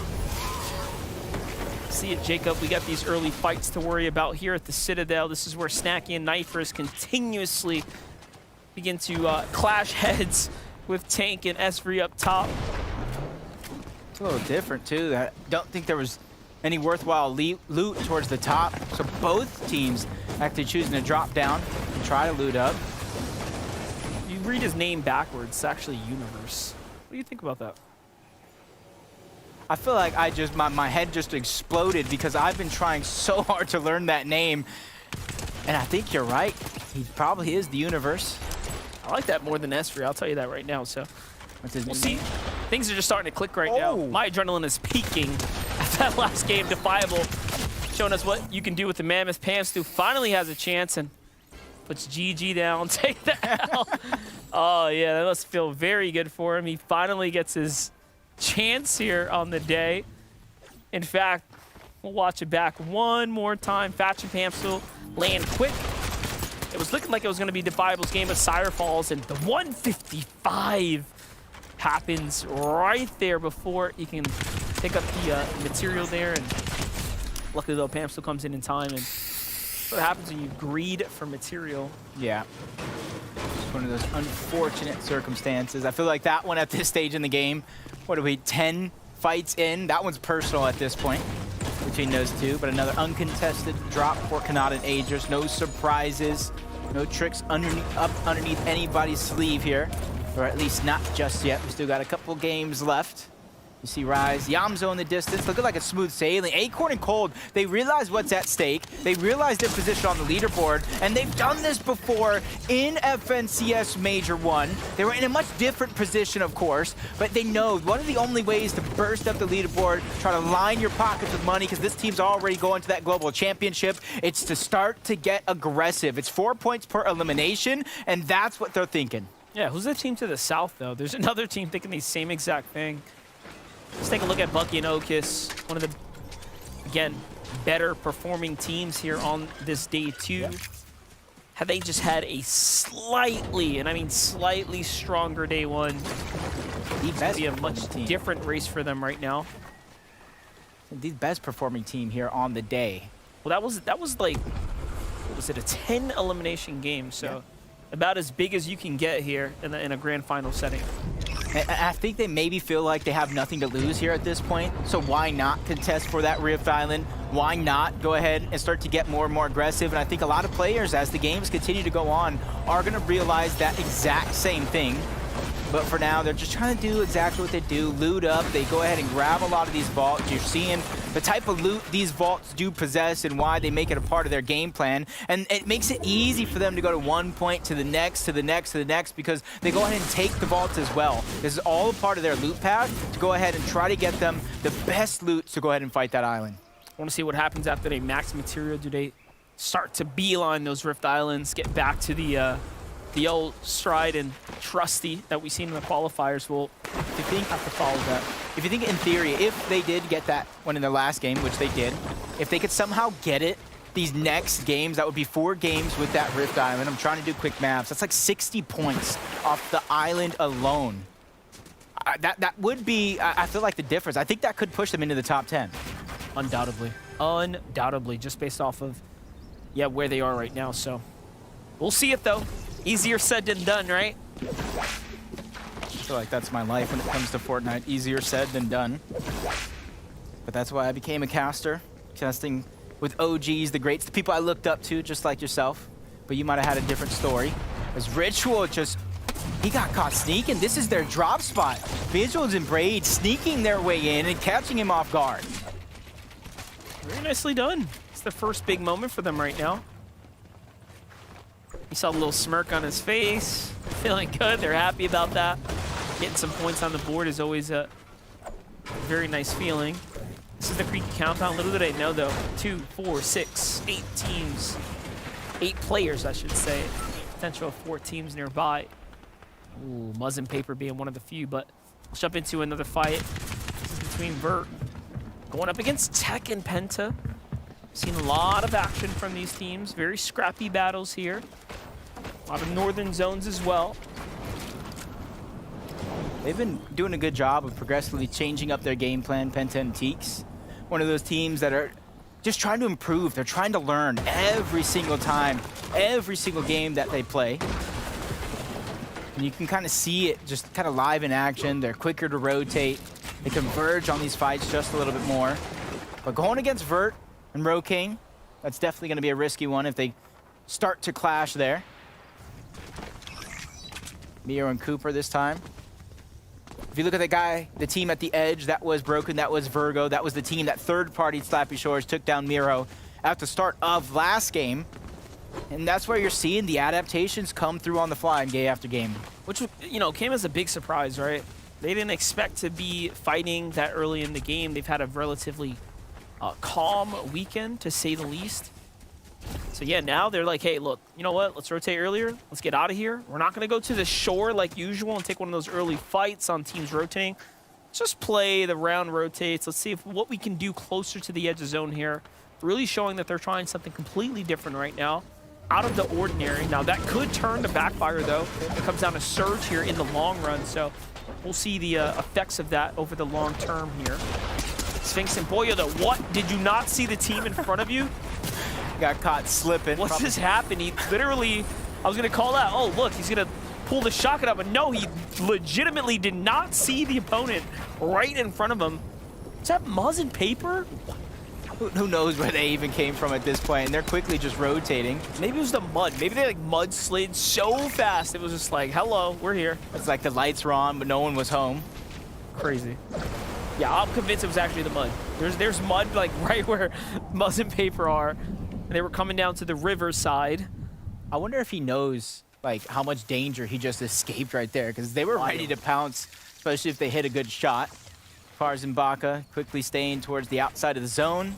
Everybody already left. That means a free reboot for Pars. The hard part for them is going to be Storm Surge, picking up their loot and picking up the pace to get into the zone. Yep, Pars doesn't have any more med miss, any more white heals to try to keep himself up. While Zeus and God did hear it. I've heard the reboot go down. Try to take a couple shots there. And yeah, clock's ticking for all these teams here. No med miss, no med kit, no bandages, nothing like that. Just the fish. Okay, there's the upgrades. There they are. At least it's something. A little bit of health. A little bit more stamina, so that way they can continue to run. That's one of the only forms of mobility here in this season. Acorn and Cold, they got that first elimination towards Frenzy Fields, instantly trying to rotate out. They have to be careful though, because it does look like they're going towards the north side of the zone. Meanwhile, the zone has continuously pulled towards the south. It went towards the west. I think they're banking on the fact that there's a good portion of that south zone that is over water, so they're hoping it kind of pulls towards the north side, so that way they could be one of the first teams there. Very intentional use, too, of all the structure and terrain there to just continue to wiggle their way into a better position. Now we get to look at Ryzen Yamzo. Slow and steady, wins the race, and Ryzen and Yamzo have done enough to continue to stay relevant this weekend. I would say they're about due for a big game as well. And this is a good zone for them to work off of, so for all we know, it could be looming here. But hold up, Boyo and Sphinx have a problem. This is actually great for them. First dibs on the weapons cache as well. Ooh, but he lost the wall there, so that's to take what he can quickly. At least he snuck away the slurp. Got the upgrade as well. Oh, you see that? He wants to keep his breacher, but doesn't want to lose the legendary shotgun either, just in case. Okay. Greeting here as well. Got to be careful because there's so many teams rotating in the same direction. You know as well as I do, how everybody loves a little party. That's literally right next to another team rotating, two more towards the outskirts. And they kind of sprinkled all around them as well. And I think that's why Poyo and Sphinx are just kind of taking their time, playing a little slow. Got to imagine they're feeling confident when it comes to Storm Surge as well. Yeah, definitely. The way they just navigated that entire fight just screams confidence. They're like, yep, this team's not going to push us. We're fine. Let's take what we need. We have plenty of time to heal. We'll be all right. Buzz and paper. Man, from the north side of the map to here, they are just zooming in. Man, some rollerblades, ice skates, mud. They got a little bit of slap everything. juice being like, you know what I mean? One of the only ways. This right here, underrated. Underrated. They're just not looking back. They're just immediately trying to get to where they think is the best position in that zone. Meanwhile, others are just trying to hope the zone continues to push in this direction. Small chance, especially because, like I mentioned, that southern portion of the map almost fully encompassed in that water, at least maybe a good 20-25% of it. So there is a little bit of a chance that it either centers up or does pull towards the north side. Yeah, and this is literally the back half of the tournament. That's it. We have 3 more games in front of us. This is one of them here for the grand finals. For all the marbles, the bragging rights, the acts of champions, the paycheck, the ride to the global championships, all things covered. Like this is it. Yeah, it did kind of center up just a little bit in this zone. So a lot of the teams that did take that early gamble kind of worked out for them. Batman, Booga, and Rapid, same could be said for them. They don't got too much distance to cover before they are in the zone. And then you add in the fact that I think a couple of those buildings are in there as well. So they can kind of pick and choose if they want to rotate far or kind of stick on the edge. And for now, I think they're just having a little fun, landing some shots. That Naomi and Source, that was kind of all the way down low on the low ground. Probably trying to take that building before they get there. Second game, we've seen Mega City finally get a little love. One happened yesterday. One here today. Rift Island is officially spawned up and is in full effect. Who is it? Taking a look at who's going to go in and claim that. Okus and Bucky, quick, sharp, and are here to secure. They're really trying to make a comeback right now. Like, this is showing you that maybe the strategy for them was like, hey, let's ease up day one. Let's see what we can do without it. See how people are, go for the VOD review. And Exactly. it's definitely possible. There's 15 more points, 30 points throughout 2 games due to that mid-match objective. To start this game, 10th place, 280 points. Bucky and Okus, 234 points. So realistically, they could push themselves inside of that bubble with a well-placed finish here in this game, maybe sprinkle in some eliminations as well. They're definitely being one of those teams that has the confidence to control their own destiny. Hard to ask, though, when we just watched them pick up a 10-piece elimination. So that, of course, would be pushing the ticket. And this is where we go ahead and want to break down how Kanata and Agers have been faring up into this point. I'm going to go throw it over to SPG this time around to break it all down. Kanata and Agers are doing what might be almost impossible. They have taken the least amount of damage per second out of any team in the lobby. That makes no sense for a team that's in first place, making it through the entirety of each game. It is absolutely absurd, but what we're seeing is this game, they actually do wind up taking a little bit of damage. So instead of having all those extra heals, Kanata has to play for that combat cash, where they have the leisure not to do this in other games. Now, Kanata knows I need this extra loot, so I'm going for it this game. Definitely don't get enough of somebody's gun. That was a very, very fun and interesting point about the play style and the journey overall of our first place team. Hopping right into the action here. Don't miss a beat here on broadcast. 55 below visuals. Camera on in full effect here. Everything is on the line. Ooh, might just be able to find this one there, but no, there was a team behind them. Brocane and Vert already had the edits made. They come crashing down like a wave on the beach line. Just looking at that Rift Island, and it seems like a rich Fortnite player just bought the island to party on it. But it's not only on top, it's below as well, showing how much this aggression just extends all around the map. Something Peterbot's just a little bit more familiar with, as he does like to get aggressive, but now he's going to be tested here as a solo. Look at his material count. Is it much? You can see only 1 mini as well. So whether it's here or later on in the game, Monster, he needs a refresh. If he doesn't find one, it'll be desperate measures for Peterbot. It's crazy. Little do the teams below him know, like, they could just push this fight right now, but this is the benefits of holding high ground. He does end up putting the perception in the opponent's minds that you have more to offer. Breacher down low. Some big damage on these walls here. Chubb's gonna have to get on out of there. No Bryce to back him up here, so the team is for sure hunting right now. It's Nasen and Day. Ooh, slips right on by, but right into Edgy. Goes for the blind shot. Doesn't get tagged, though. That's perfect. And they're thinking, what? What was that? Nothing. Don't worry about it. That's exactly what Chubb said as he zooms past yet again. And you just like to keep saying it happens so quick that it's almost not enough time for a duo to formulate a plan or even react to something like that. As Bucky and Okus, they're trying to be the last ones standing on top of Rift Island. Below the surge. Yep. They're going to have to fight. Costing them a lot, because now they're just taking a lot of damage. So all those heals they once were rewarded with are right out the window. Okay, at least the slurp juice comes off just in time. I think Bucky might have legitimately saved Okus on the bell. The shots that matter most, Bucky did not hit them right there. It's time to go, my friend. Yeah, it's getting more terrorizing, a little bit more devastating. That's it. Slurp juice is already used. They need to fight a team here. No one's opening the boxes. They don't even recognize that there might be a team nearby. Finally, now the works comes up. This is perfect here. If Bucky can do this and get the damage, at least it'll give his teammate an opportunity to stay alive and in the game.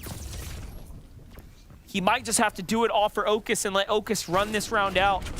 Bolts is here. This could be a knock potentially, but Okus gets pushed on and they don't get the tag in time.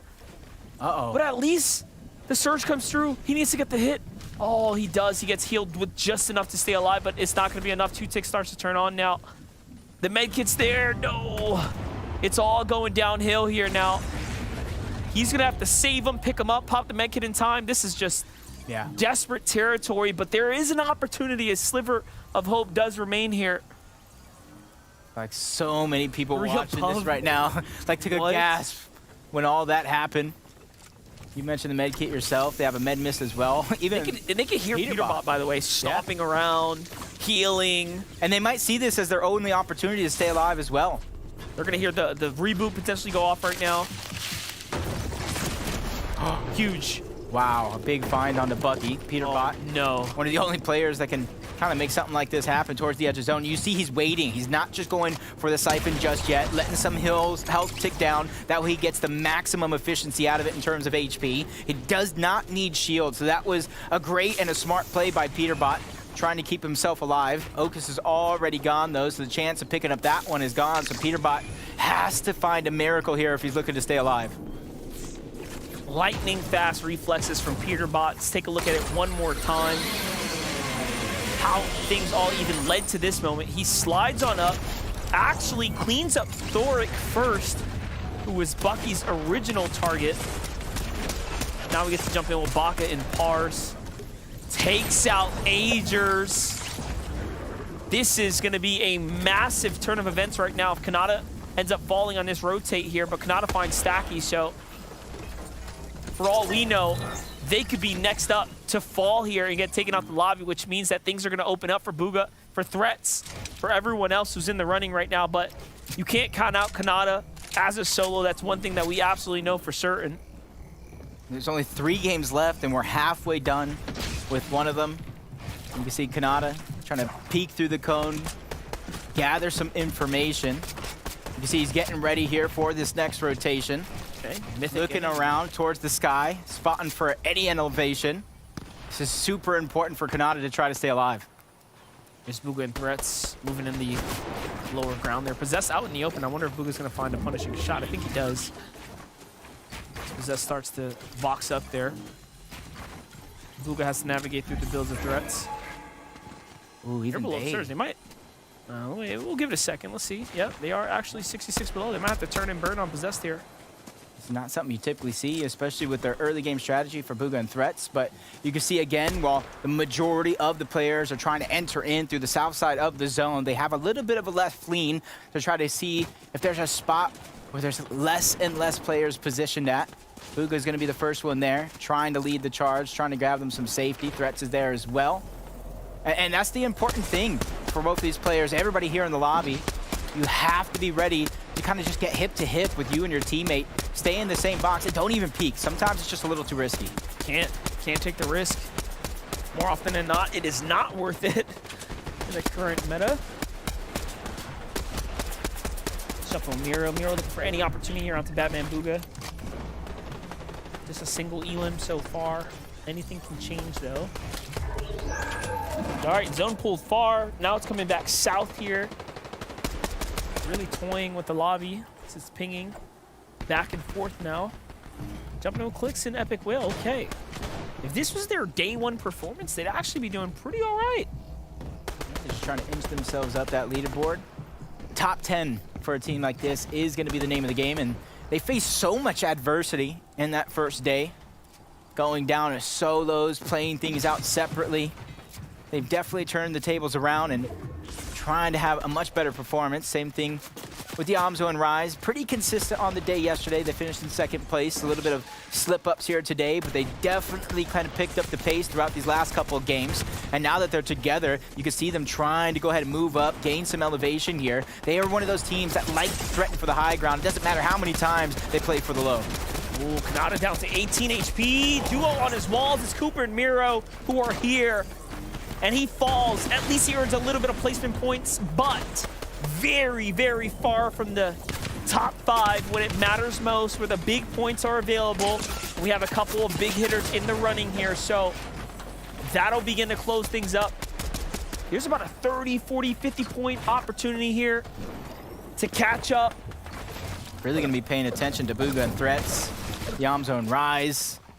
Because this is their chance. Really is. Kind of like go up that leaderboard right now, and you're not guaranteed a chance like this again in the next game. So you have to go ahead and be that opportunistic player and take advantage of those players that fall. Bugha and Threats is another team on the other side of that corner, has to do that same thing, and they've already been progressive on the day.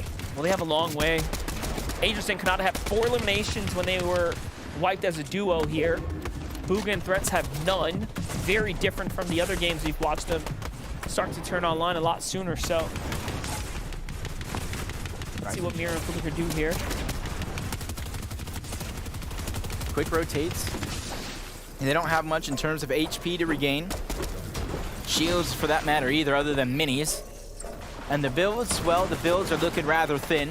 And you can see them trying to recycle as much as possible. They hear Notch sneaking up right behind. Quickly try to shoot their shot, but that one's going to be a miss. Wavy Jakey continues to move forward as well, and down goes Notch. That's a huge find. The Slurps was the biggest difference, and their slap splashes as well. This could be the difference between winning and losing for Miro. That's what Miro does best right here, finding these opportunities, getting these refreshes on the edge of the zone, and now he's got all the material in the world here.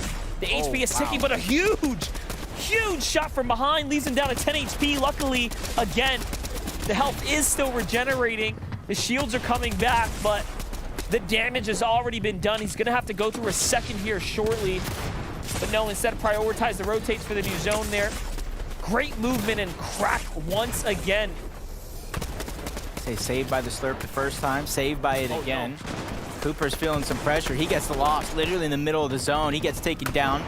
But Miro, he's been in this position before as a solo, probably feeling a little bit confident now that he can play with a little bit more freedom for himself. His clicks and Epic well. They're trying to make that side rotation on the mountain to all those players that are above them. They're not going to be able to look down. This is almost like a free rotation, but we lose Rise. We lose Rise along the way. Yamso's trying to make a play. He doesn't have builds. He finds Miro as a solo. Clicks and Epic well, even shooting shots in that direction, but Manzo just stands tall before getting taken down by Clicks and Epic well. Now it's up to Threats. We talk about the top of the leaderboard. It's his chance to shine. But he's getting all the placements here. Can he find some eliminations? That's where the big points are going to start to rack things up. Here it is. It's a one opportunity. Finds it right there. And a little bit of material here left behind. He doubles back here. Gets the finish in the zone. Swings around the outskirts. He's just playing mind games with the opponent on low. But he looks up. Gets punished now. Down to just a couple builds here. This is Threat's opportunity here for a top 5. One big tag. He gets the zone tick. And almost an extra one there on the outskirts. Wow. It's Acorn and Cold who are on the low, running things up. One duo left to kind of challenge Poyo and Sphinx. And that's a team that's already claimed a major championship this season already. Acorn and Cold. Pump's doing what he can as a solo, trying to pick up those placements, but he gets targeted towards the outside of the zone. Acorn is next. He's going to fall. It's up to Cold. He has to be able to do Cold things, but the Titans at top of the mountain, Sphinx, Poyo, they're playing this one almost perfectly, and they have a Slurp Juice as well. Cold becomes a target. The focus is there. Poyo's not backing down. He takes down all the shield as well. Cold is doing what he can, but it's not enough for Poyo and Sphinx to rise and take the game. Expert precision coming in from Poyo and Sphinx here to get that Game 10 victory royale. Well played for them. Let's just take a look at the highlight moments here. They had the high ground. They had the angles and the opportunities. And all in all, things just lined up for them to get that big W there. The highlights for me are definitely going to swing towards Clicks and Epic Whale, whom today we're really seeing what they're worth. But take a look here. The game concludes and Poyo and Sphinx win Game 10. Now, honestly, if you're one of those teams that were on the bubble as well, you're probably watching that while you went down, and you're probably cheering on Poyo and Sphinx because they already have their global championship spot. Yeah, they definitely do. Well, we're going to have to figure out how do the numbers cook it up. We've got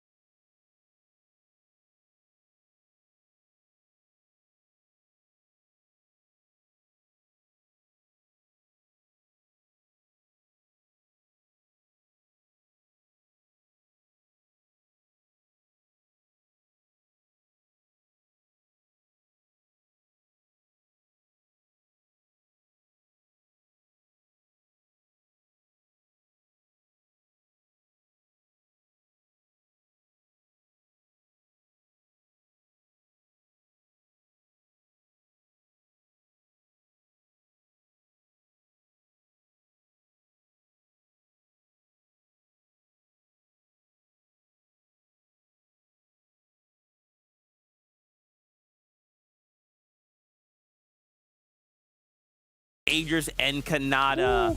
Look at that lead. Remember, at one point we came in 90 points, then it was down to 60, then it was up to 120.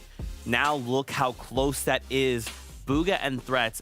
Kelly, they are not ready to let this one go. No, I kind of regret my mid-game analyst segment for a moment because I was like, oh, it's already over. They're fighting for second place. I don't think they are. This is Bugha and Threats. If anything, they want that first place spot because Bugha hasn't seen that since Chapter 3, so he wants it once again. And by being this close and doing an incredible job grabbing a ton of eliminations. In fact, we've seen Agers and Kanata lead the board with eliminations, but not anymore.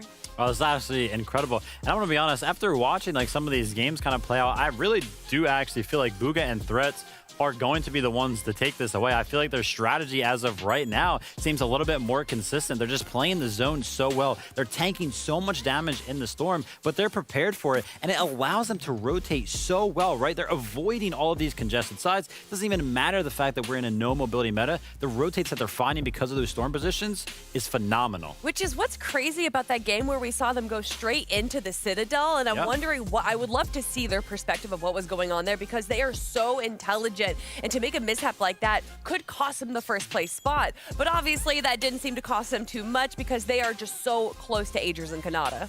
Fantastic breakdown from our analyst. Of course, I forgot to say, silly me. You guys got to give a welcome to Kelly Link. Okay, She's been back. mid-game analyzing, but now she's going to be hanging out with us for the rest of the day. Yamso and Rise also moving up in that top 3 position. So right now, if Agers and Kanata were to make a mistake, were to fall early, it's not just Bugha and Threats that might be able to contest. It's actually also Yamso and Rise. With 2 games left to go, just think about it. Baseline, Victory Out, 60 points. Okay, you pair that with a handful of eliminations. If they decide to go on the offensive, if they decide to start jumping into boxes, we very well could see an upset from not only Bugha and Threats, but Yamso and Rise. Yeah, Yamso grabbing an incredible elimination there. Even when he was a solo, it looked like he almost got stuck at one point. Regardless of if he is in kind of this trap position, it's like one of those animals that gets pushed into a corner. They just go crazy. Listen, we keep talking about it. We're like, you know, it's so much potential to have a photo finish. Right now, with only 2 games left, it's looking like that's exactly what we'll get. Now, if you're like me, you are a visual person, and I need to visualize the cutoff. If we're looking at top 10, but there's 5 duos that already qualified to global championships and they're already in, what is the line for that top 20? I've got a special surprise for you. We can take a look at what that line is. Right now, Byla and NPen are riding that line. If everything were to stop right here, right now, this is the line. You know who's above that line? It's Bucky and Okus. We saw them have finally a successful capture of Rift Island, although it almost went disastrous for them. You could see them having an issue going up against opponents, struggling for a moment there, and then finally able to recover just a little bit. Kelly, I'll rip the Band-Aid off. It was disastrous, okay? They lost Bucky in the process.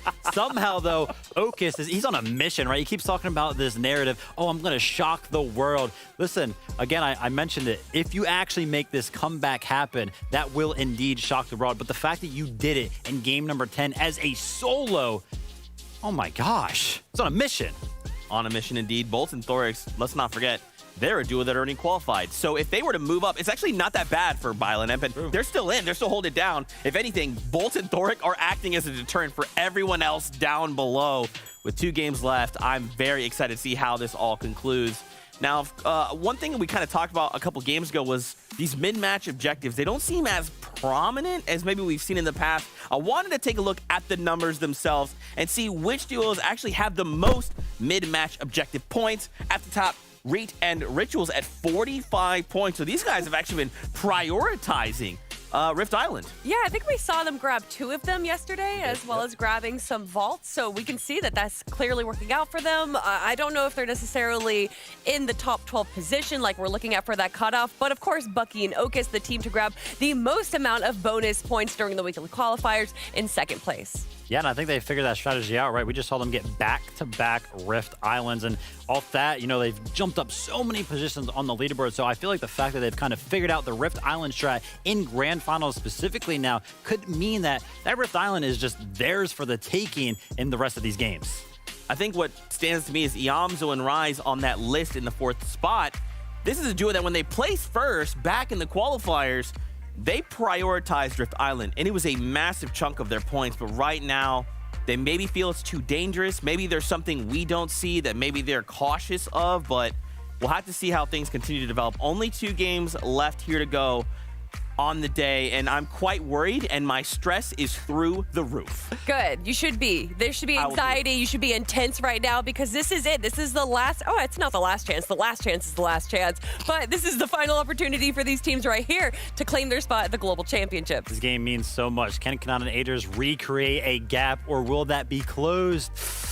Can't wait to find out. Let's find out together. With 2 games left to go, we are quickly coming to the conclusion of the Major 3 Grand Finals in North America. This is Game 11. We all know what we really want is that Axe of Champions to make sure you have that in the bag as well. Can't forget it. It's Game 11 that's right around the corner, and then we're coasting home to Game 12, and that's when it's going to really put the numbers on the board. Yeah, it's now or never. The time for slip-ups are already done and over with because all it takes is one at this stage in the game to really cost you everything. So even though there is a small little lead for Kanata and Agers towards the top side of the leaderboard, now is not the chance to waste that time. That's right. No time for excuses here. You really have to figure it out. But let's see what happens as things start to unfold. We all know you need a little bit of luck and a whole lot of skill to make it all come together here in an FNCS Grand Finals lobby where every one of your competitors to your left and to your rights are extremely good. Already you see a south to north bus pass, east to west. And already you see towards Kenjutsu Crossing, very, very light. Secluded Spire, no surprise contested there. But we know where the fight's been going down all day long. Pamstu and Fatch, Scissor and Defiable. They're going at it yet again. A big pot's gonna be found. There's ammo as well. Back-to-back dud spots, but it's gonna be Defiable who gets the first. That's a compact SMG. Damage is there onto Fatch. Pamstu is trying to sneak on up, but he gets backed on down by Defiable. And just interesting for Pamstu and Fatch, they immediately try to disengage on out. Very risky play to make the peak there. Fatch and Pam continue to, take advantage and get to swing around. In the distance, you have to assume it's Cold and Acorn already looking in here. But they are on the left side. They're on the western side of the buildings of the barn house here, so no lines of sights are available just yet. These are, of course, crucial chances for the other duos to get their early tags in and start to gain the advantage. Actually, this is a team coming from the north side. This might be a completely different duo. We'll find out. Yeah. It just goes to show that the more noise you make in the beginning of the game, especially with the stakes so high, you have to make sure to play near perfect. Fatch just trying to edit through. I think it is going to be Acorn and Cold sneaking on over. We already saw Acorn do it in that last game. He picked up elimination, and now he's bumped himself up the leaderboard thanks to that one. Acorn already has his 1x1. If he didn't build that, I mean, Fatch wouldn't have known they were there. So he kind of gives away the element of surprise. Fatch comes down, now looking to gain some material, but also bully his way through these builds here. Gotta break it. Here comes the pressure. Great tags there to go ahead and give them a slight advantage. Acorn and Cord just sitting nearby, listening to it all go down. There it is. They're going to be able to see the feed. The collapse comes in. It's Fatch and Pam. Now, they've seen Pamstu and Fatch lose this fight more often than not, so you have to think Acorn and Cold feel more confident with the mat lead, with the material count, and, of course, the weapon loadout to take this battle. You gotta, it's almost safe to assume as well that you gotta imagine your opponents are weak. It's a chance to pounce. And you can see Acorn not even grabbing that med kit to get the HP up because timing is of the essence. He knows they're capturing that point. So it is going to slow down, but on the other side, things are going to continue to heat up as Teeks and Penta are once again, they're just switching up their drop spot. They're just surprise contesting people, and so far it's working out for them as they're grabbing just a couple of points to try to inch themselves up that leaderboard, try to end the day with a much better placement. Just a great job by Penta overall, grabs the piece control, takes down the first player. Teeks is there, side by side. They just show that teamwork makes the dream work.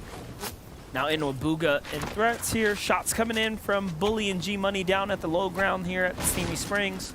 Split drop is cool and all, but it does become tougher when the teams continue to roll out of the drop here.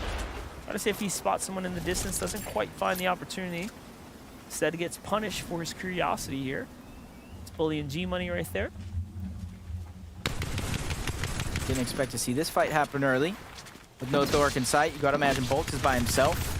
As a solo, it's his job. It's a tough one to try to survive. They get into the box, quickly changes layers, but TK hot on the heels. Jackson J right below. You can see him threatening the knockdown. That's why Bolts is gonna drop. And TK is still hot on his heels. Another player's coming in. That's Thoric. That's his teammate. How much time can Bolts continue to buy here before Thoric is there? He's doing a good job so far, keeping them on the run, but there's only so much one person can do. And you see immediately Thoric just completely disengages off of that one. He realizes there's too much distance to cover. I can't be the hero for now, but maybe later. Yeah, and TK and Jackson didn't get punished there, so yeah, that's about as great of a fight you can ask for. Odo didn't end pretty quickly. It's all right. They didn't lose any HP. They didn't lose any heals there and resources. So now back with Convict and Vanillas here. First time we're seeing them in the early game contested battle here against Japis. There's other teams nearby. It could be Bucky and company, who knows? Could be Paper. There's a couple teams that do tend to float around the area. It's actually Rokane who's right above him. Wow. He's slipping away. Wow, what a risky play. No, but look who's up top, Vanillas. waiting for him. You see what's happening up there. He thought he was gonna get away, and even Rokane were like, yeah, we know this map too.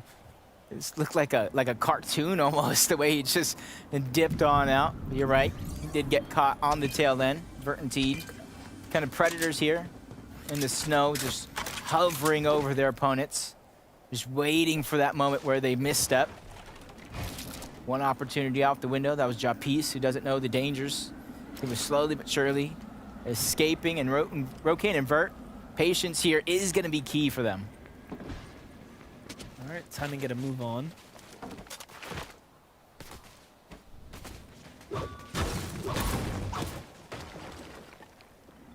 I like this though, at least they made an opportunity, or at least tried to make something happen. Launch padded from their original drop spot, heard the action, they tried to third party it. And they quickly move on back now that they didn't find anything. Kanada and Agers not having the perfect second day, officially allowing opportunity to close in on them. Scary. What do we think about it? It's about 50 points now. Yeah, it's Not a real definitely game. less than 50 points. And the thing about that is just, it creates a situation of, now the question needs to be asked is, how mentally tough are Kanada and Agers? Because it's fine and dandy, you can have all the confidence when things are going well. It's easy to celebrate, it's easy to be happy.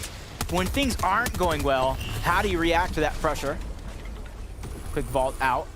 Mud Hut Boy is gonna try to use that as a displacing. A couple of shots missed there, but there goes the one that matters most as he tries to up his surge game. Maybe Jacob losing all the shield there. Pretty tough spot to be in. Revives, meanwhile, lurking in the distance, just watching this all unfold. Here's Threats and Booga down low. Big zone pool for them right now. So Yeah. they don't have to rush out of this drop, but last time this happened, I mean, they played very, very well. But I'm always cautious of the surge. Can you get surge down here? There's really not many players other than the teams that are contested nearby, and once they run away, I mean, you're not really gonna catch others rotating through there. And they've been doing that almost every game so far. Yeah. They've definitely watched a lot of those VODs and kind of adapted their play style after day one. The team that performed well, don't really have to adapt too much. It's just a small percents at the top of the game, Baka and Pars. They're just trying to continue to hit their stride. For them, it's a global championship spot they're really just fighting for. And with the zone pulling towards the south, they're just trying to continue to loot up, see what other scraps that other teams left behind in their respective drop spots. Let's take a look here, Revised. Remember how we said he was lurking, watching the fight happen, watching the third party go down, and then he times his ambush there onto mud and finds himself a little pickup. Bucky and Okus here trying to move on in. Last game, the issue was, of course, Storm Surge. They have Aegis and Kanata in sight, but Aegis and Kanata are pinched between two more duels as well. This might be a very, very tough spot to be in, but Bucky gets to the cache first. They want these additional points. It makes Aegis sense. and Kanata don't really need it either, right? They were doing it for the sake of upgrading the loadout, but not because they want the points. They're not that desperate. Now just a quick decision being made for them to disengage. Miro and Cooper, this is literally what they've been doing almost all day long, especially when the zone does pull away from them. They kind of play into the fact that teams are going to have to rotate on buy. And whether they get the zone or not, this is how they get their surge, with a lot of teams either rotating in or away from Slappy Shores. For now, it does look like Miro cut off the path, but he does not know that team is there, and they're slowly but surely, they're crouching. They're sneaking up onto Cooper. And this could be a very, very dangerous position for Cooper to be in. I was looking to the south to see if Bugha and Threats finally have some players near them, and it's looking pretty lightly peppered down there. Maybe there's some opportunity coming their way, but a lot of teams have seemingly gone with a wider swing up towards the northern northwest portions as their entry points.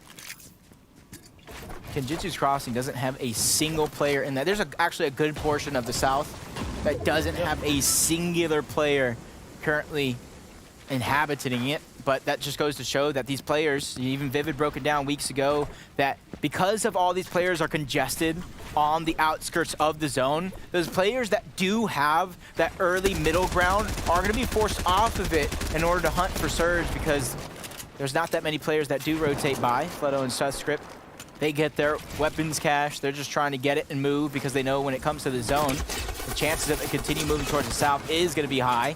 They get Peterbot and Larson hot on their heels, and that's why you see him kind of returning, using a lot of that loot that he did leave behind once.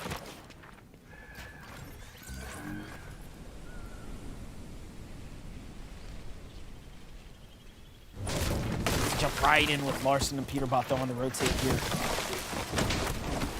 Keen on making something happen here. Meanwhile, the big Trey 5 in the distance. Gonna take some shots in. Haven't really seen Edgy and crew pop off lately after that last high ground chance that they had, and even then they lost it. Duke seemingly ran out of material, and that's it, dude. Things just turned around for him, but I feel like it has been a little bit of a quiet season for them. pretty tough for Dukes. Yeah, but while one team's quiet, another team loves to make noise. That is Bucky and Okus, and honestly, Teeks and Penta, I would throw them in their category as well, especially here for day 2. But Bucky and Okus, they're trying to rise up that leaderboards, and they have their game plan down packed. I'm gonna throw it to SBG to break it all down. They are sitting here waiting to use this Rift for that Rift Island. In weekly qualifiers, they finished in an average of 10th place when they claimed the Rift Island versus 23rd when they didn't. That same thing still tends to be true. They're 1st and 13th when they claimed Rift Island here, and 24th average placement before they were able to claim that. They're prepping right now to take that Rift Island. Hey, are they gonna take it? That's the question we keep asking ourselves. They've actually pushed themselves inside of the bubble. So now it's probably a mental game with them. Do I go for it? Do I not? Did I do enough? With 2 games left, is it a chance that I can hang on without going for it? Definitely questions that we're all asking ourselves. Here's what I think. I think you go for it every single chance you get, because the difference is 15 placement points, which is way harder to get than arguably a good fight on the Rift Island, which you know you can beeline your way towards. If I had to guess the odds, aggression is going to be enough to fear off those desperate teams that go for the Rift Island. So I think they go for it every single time. Clearly the numbers are there. They know it works. They have the qualifier positions to back it up. So we'll see. Yep, a lot of these players, some are looking to create history. Others are looking to make history yet again. Just a little fun fact here.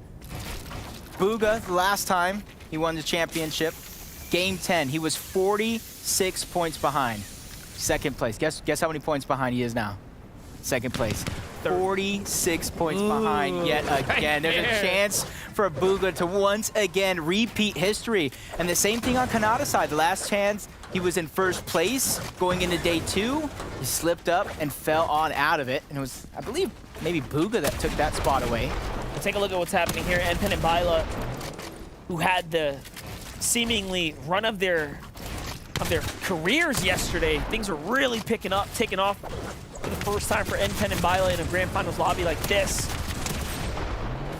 Tougher day 2, but now they're switching things up. They're fighting for the Rift Island here, trying to do anything in their power to start to claw back and get to that top 10 conversation so they can attend the global championships. Of course, you have to earn that spot. I don't see Bucky and Okus here, which is a bit of a disappointing moment for me because they were just north. They weren't too far off. They could have taken an opportunity, taken a stab at it, but maybe thinking it's a little too far. Yeah, possibly trying to slow things down as well.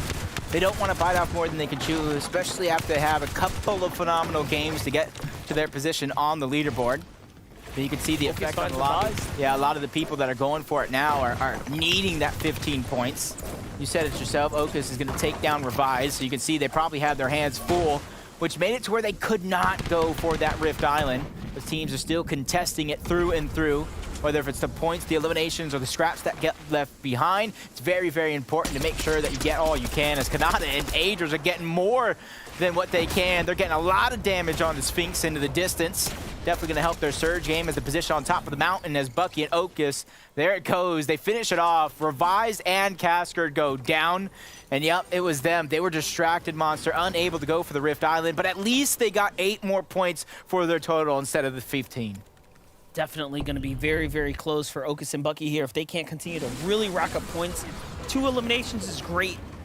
They will need a lot more if they want to win this. Currently in 12th overall and picking up the pace right now. It's good. 12th overall. There are teams inside the top 10 that are going already, so in theory, if the tournament ended right now, they would be one of our top 10. But they are quite literally on that line.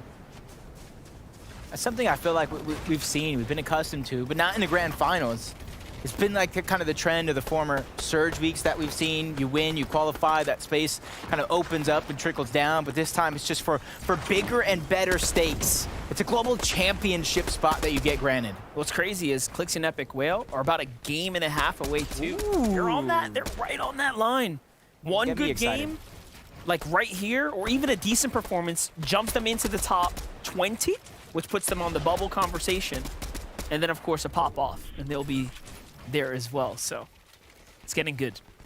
Yep, definitely kind of lining up to be one of the best FNCS that we've had in quite a long time, and I feel like I've said that a few times. I remember saying it in Chapter 3, Season 3, watching you and Shio cast one of the closest finishes that I've ever seen, where Commandment Avery took home the Axe of Champions. Where you see the slow side rotate coming out from Bugha and Threats.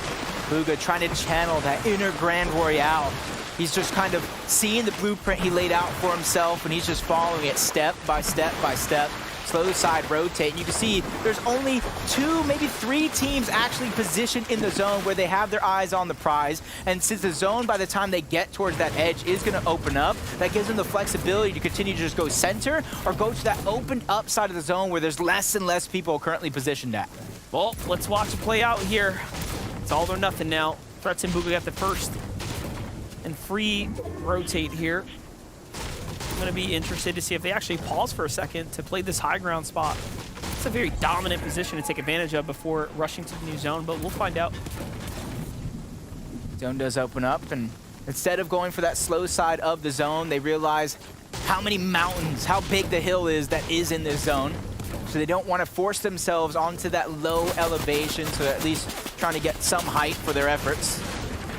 Meanwhile, Cooper on the other side, even though he's in zone, he doesn't have that flexibility or that freedom. In fact, he doesn't have a chance to get sent back to the lobby by Yamso and Rise, who are also doing well. They're still fighting for their global championship spot, but they have a much easier time than some of the others currently in this game. This reminds me of a Chapter 1 endgame. Big mountains, tough to play off of. If you got there early, you basically have a chance for first. Yamso and Rise here are one of the few that do have a just, all in all excellent position here to work with. This is great. They can put pressure on the lobby. They can rotate out, not have everyone really worry about them from behind. Kanata and Agers slip right through the middle. almost cutting the thread here. Look at this. You see that? You see one of the first times towards these end games, Rift Island has managed to get in zone, which means there's going to be a lot of teams that are maybe already up there using that as high ground. Just launch pads that are there as well. The players below, there's going to be a lot of crowded positions here on this next zone. But with the launch pads, if you are able to kind of get your position at the top of that Rift Island, on top of the building, you're going to have a little bit more flexibility than everybody else. Looks almost rigged with how center the island is. Right in the middle. Dead middle, cut in half. Source and Yumi are up at the top. Look at this. How often do you see the landmass connected by a makeshift bridge from the players that have ran across to get to it? That's how interesting this position is, that it's right next to mountains, so it might as well be a part of the land at this point. Yeah, tough rotation for Yamzo and Rise. They got Batman Booga and Rapid. They got Bucky and Okus positioned with some elevation. Literally on the spot where they're probably looking to try to take over. So now they're forced to kind of think. Rise, the IGL, definitely got his work cut out for him, but he's going to continue to rotate first. He's trying to go under their blind side and find a position in the zone. He's doing a great job so far, but he still has a little more inches to cover. We have a chance to see history unfold with one of the latest reboots to ever occur in a Fortnite game successfully, and possibly turn that into victory, because there is, of course, the van up top. Remember Levin asking that same question a few weeks ago, like, when was the last time we seen a player get rebooted and win a game? It's more of a frequent thing on the former NA West region, but it did happen at least once on NA East, so at least we know it is possible for a lot of these players, as the first slap splash is going to be popped for Kanata and Agers. Quickly trying to rotate. They know, again, this is going to go up that mountain. It's going to be hard for a lot of those teams that are late rotating on over. This is good, though. It's going to go right back where most of the teams are coming from, so something to work with here. Kanata's going to have to dig through all those builds there. Commits to some heavy materials. He gets to the front side here. Early base up as well, right under Bucky and Okus, who have the high ground. This is actually the spot you want to be in if you're Bucky and Okus. So things are going to start to come together for him. Finally, a little luck. An opportunity for Bucky and Okus here. And not only that, dude, they have 3 eliminations this game. This is really a run. Yeah, they didn't get the Rift Island. Games. You know, I was digging into them for that. But this is better than that. They have high ground. They're literally a couple inches away from the zone. And because it's on a mountain, wherever it pulls next, they're going to have the flexibility of letting a lot of those players right below begin to rotate first. That way they can formulate their own strategy, even rotate on top of them if they so choose. Fuga and Threats only 90 above the damage threshold, but a team that is this experienced, it's not too much of a scare for them. So they're going to continue on what they're doing so far as Bucky go ahead and reinforces his possibility of holding on to that height. Yeah, definitely. Tagging teams that are on the rotates now as well. He's not looking for surge tags. He's looking for eliminations at this point. Threats is going to find one here. Finally, it's the first of their game. And that's the refresh they desperately needed. Talk about timing for them right now. And also, Zone's going to pull north, which is closer to them than not. Let's see it here. Good find for Threats. He uses both variations of those exotic weapons, the heisted ones, both the Breacher and the Maven. We know the Breacher just terrorizes builds. The Maven, every time you land a shot, you kind of get that spicy pepper effect, which means you get a speed boost. And going through zones like this, that speed boost, sometimes it's just 10 damage. You're not even looking for damage as Yamzo lands a couple of shots. He gets that speed boost I was talking about. Pops the slurp, trying to keep going. I like this. He doesn't bite off more than he could chew in any situation. You can see he's going to the slow side of zone, where in theory the least amount of people are going to be positioned at, which is going to give him a free rotate to the front side as well. He's still cooking right there. Again, any tags are going to allow him to just continue to move pretty quickly. Shots in the back, though. Does have to be careful now. Starts to pause down. Oh, Clicks is going to find Agers. Kanata and Agers are having a tough time right now. Getting it together. It's up to Kanata once again by himself. Kanata is basically on his hero arc here. He's trying to hold on to dear life. But he's made it this far. All things considering, this is okay. Like, he's getting placement point right now, and he has plenty of heals. Yeah, those exotic slap splashes give you 30 HP to regain instead of 15. So even though he just used another, still has plenty to work with, over More players 180 HP to regain. Reet has high ground for now as he continues to target down low. Threats and Booga, one of the only players that could catch up to Kanata, but they need Kanata to fall here. Top 15, the more he lasts, the more points he's gonna pick up. That's found clicks right there on the backside of the zone. Excellent job. The quick turn and burn, but Kanata's still alive here. He's going to be able to get a heal off. He's got no material. He has to take the fight. Down he goes, outside the top 10. Okay, there's runway here, but Threats has to stay alive. He finds another one here. It's Jackson and the full finish. And the gap is closing now as Threats and Booga are taking every opportunity they have here to close this gap. We got Rise trying to do the same thing, but over on the other side. But just like Rise, both of them, him and Booga, are now left as solos, but at least they're giving themselves a chance to move up that leaderboard with no shield onto Booga. The med mist is low as well. He has little builds, only a few seconds he runs out, and he runs out of time as well. Just a couple extra points there, so it's going to close that gap just a little bit more now. As we start gearing up for the last game, it's going to be anyone's run from the two teams. Meanwhile, Bucky, Okus still alive as well. Okus is in this right here. 8 eliminations. We saw what he did before.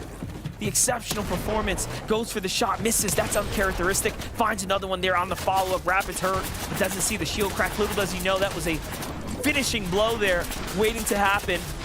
It's all right. The bounce back here. Team's right above him. No one peeks. It's Acorn and Cold. Now finds one. The edit comes through, finds the elimination, and Okus steals away a top 5 finish there in a great performance. That is big for Bucky and Okus to continue to hold on to the inside of that bubble. Rapid gets dropped. Our final 3 teams, all of them are full teams as well. Acorn and Cold there towards the backside and gets spotted out by Reet and Ritual. Shields getting dropped. Acorn forced down low, and now he's a solo with Acorn going down. And there's in fact only 2 players that are a full team and they have the high ground. It's Reet and it's Ritual, and they have this one in the bag as Yuumi goes down to the zone and they rise up that leaderboard for sure. Big 9-game elimination for them right there for game number 11. What a way for them to close out Explosive. And also, just the confidence. That's going to probably take Ritual to the next level as he secures one of his first victory royales in a grand finals stage. And of course, alongside Reed, so you know they're feeling really good about deciding to play with one another. We get to watch it back one more time right here. Take a look at how Ritual is landing the shots that matter. He will, and mark the words, continue to be one of the new emerging players here on NA, and he is showing exactly what he's capable of. Yeah, just continue looking back. Started with them taking down Acorn in that end game. They made it easy as they took down Source. Cole didn't even stand a chance, and then Yuumi didn't even try to peek onto Reet and Ritual, which gave up that VR and a huge amount of eliminations. But the story we need to continue to follow. Kanan Agers down early, but was it enough? Because Booga and Rise both picked up some big placement games. So going into our last and final game, let's take one look at that leaderboard.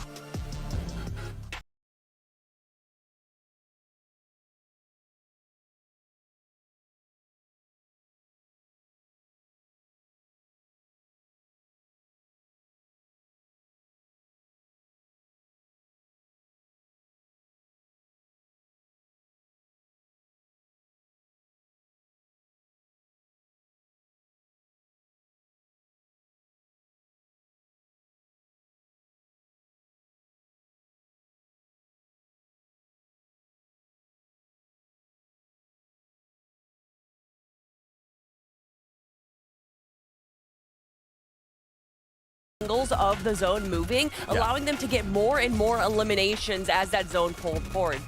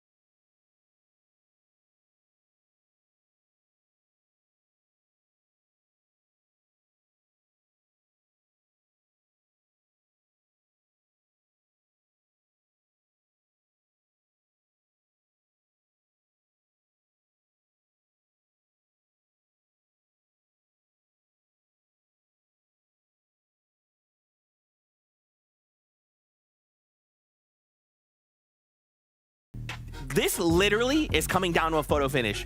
Either them or Bugha, even Yamzu and Rise could walk away on the day. We have to see this play from Threats because just look at where they are by Zone 8. They have probably not the most amount of meaty ammo that they need, but they have great heals, they have a decent loadout, and they're able to control that second height like we've seen them do so many times. Yeah, actually incredible stuff coming out of this duo. And of course, that zone pulling towards the southern side of the map, going to be helping them out immensely in this one. And it just came down to the fact that they were so able to just work through all of these layers, and shots like that Threads is hitting is going to be playing a big factor part of that leaderboard.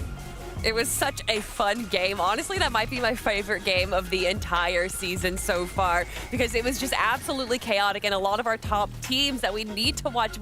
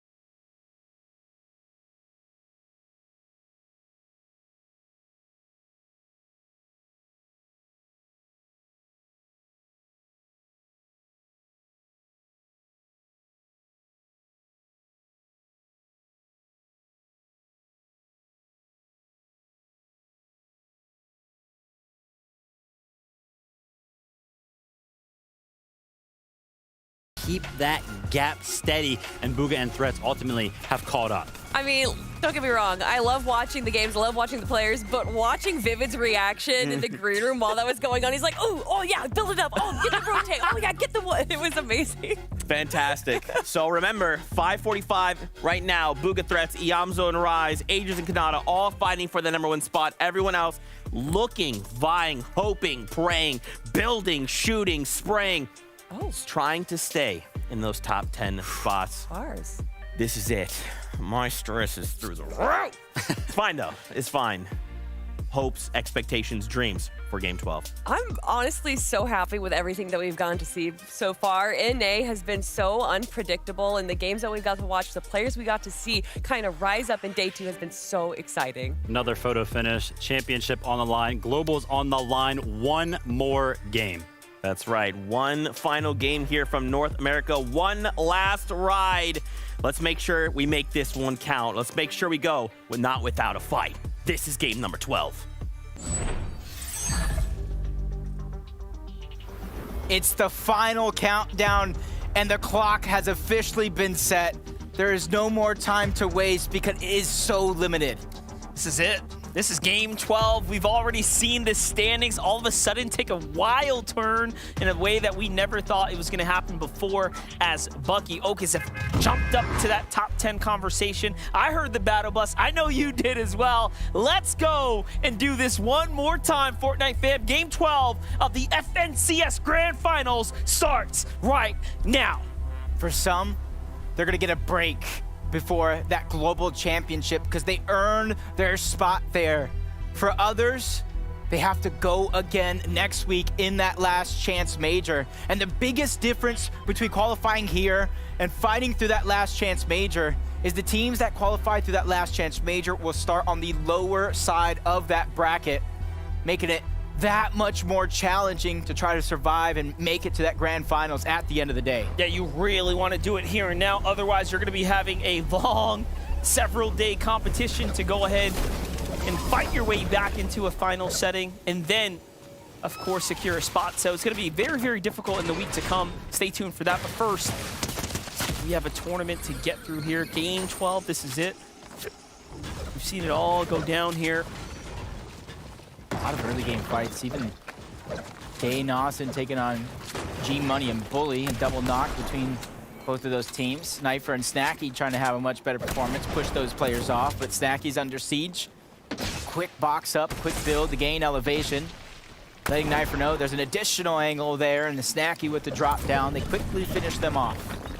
When Knifer and Snacky have actually survived the drop, they've done more with their games.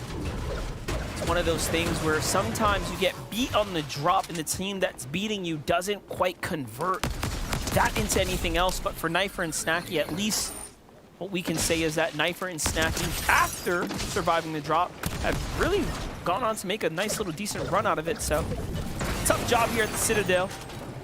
Meanwhile, Aegis and Kanata, overall performance today has not been nearly as good as their day one, but they are still somehow 24 points ahead of Booga and Threats, which, as we know already, is not a lot. It's only 6 eliminations, and we've seen players pick up 6 eliminations to the early and to the mid game. So anything is definitely possible. Yamzo and Rise, a little bit harder of a journey, but if the trend continues with some of those competitors going down early, it's definitely going to be theirs for the taking. A lot of these players have so much control over their destiny here. Imagine a Rift Island just spawns south. Booga and Threats is like, oh, That's ours. Would they go for it, would you think? Yes. I think they will put 500 metal onto it. Just secure the win right there. Okay, okay. Just go all in. I hope that happens as the roulette of drop spots continue for Teeks and Penta. Got a south zone. Yep. Wait a second. They already got 1 elimination as well. Teeks and Penta, I don't know if they were inspired by Misha and Teeny over on EU playing drop spot roulette for themselves. They're going ahead and take a page out of that playbook, and it just goes to show why it's important to do your research, even if it's on another region. Maybe picking up some early game eliminations. They're just trying to get that practice underneath their belt. They're trying to line their pockets with even more money with the increasing placings that go by. A lot more players falling than any other game, as already 4 teams have been eliminated. Saw Larson up there in the feed. Oh, Penta and Tech end up finishing off Pals and Crew. That's another team completely crossed off the competition. This last game, players are getting pretty antsy. Aiden and Hound, look at them, inching their way in. Booga and Threats get huge tags onto Bully right there. We're seeing inside the CB Springs. This is about the 4th or 5th game now. Booga has actually pulled an early game zone. At least 2 today, which I called out earlier. The last 2 yesterday as well to kind of start this run. I feel like Acorn and Cold adapting a new strategy on the fly. Continuously trying to third-party that Frenzy field. So far, it has been working out for them in terms of picking up a few eliminations. No shock. Even more so when it comes to that Storm Surge. And with the Viable down, it's going to be another elimination. And Siphon going on over as Loot gets dropped down towards the low ground. Acorn and Cold beginning to just hover over and surround Cyrazor. Little by little, more and more for each passing second, gets increasingly confident. Another team is here, though. Another team is looking inward, so it's not looking too easy for Acorn and Code to finish this one off, especially since they don't have a shotgun. Also, Aiden and Hound, they're playing very far apart because Deja Vu is one of the players in there. We already saw Aiden down by Bully and Crew. Looking at that team, now you see Hound up here like, okay, what's happening? These dudes are playing very split right now, trying to figure out their surge strategies. In the last game, I like that, though. I like that this last game is so different for everyone so far. No rounds ever to be the same, but this last one for sure has had its fair share of early game surprises already. Bucky and Okis looking to see if they can exchange some tags with the team across from them right now. Little bob and weave, bob and What they weave. looking for there, a little 31 tag. I feel like Surge hasn't necessarily been the highest compared to like some other FNCSs of the past. So these little tags really mean so much for some of these players. From Bucky and Okis if they're looking to contest that Rift Island yet again. This is part of their game plan. Get some early game Surge, then drop down, try to play for those rifts. I think they've shown that they can be flexible and still achieve a high placement on the day. Well, he has to be careful. So he gets big tag right there. Goes all the way down. Did have some extra heals to work with here. Wow, a lot of extra heals. It just keeps getting better each layer he drops. Couple big pots, splashes. You see him, the idea is saving that last one just in case he gets tagged up again. Why not do it again? Yeah. I think the danger here is if somebody has a mammoth pistol. But just kind of trading shots from across the map thanks to those extra heals that you have. A lot of teams like to employ that as a strategy. So that way they don't have to worry about Surge as much. Take a look at the standings here. We get to jump down to that top 10. Bucky and Okis are right on the line right there, 371. Batman Booga Rapid, 379. Baka Pars, 380. And Cooper, Miro, 400. Bryson Chubbs, 420. So these teams are just holding on at the moment. And you can see the point difference is not that much. That's what we talk about.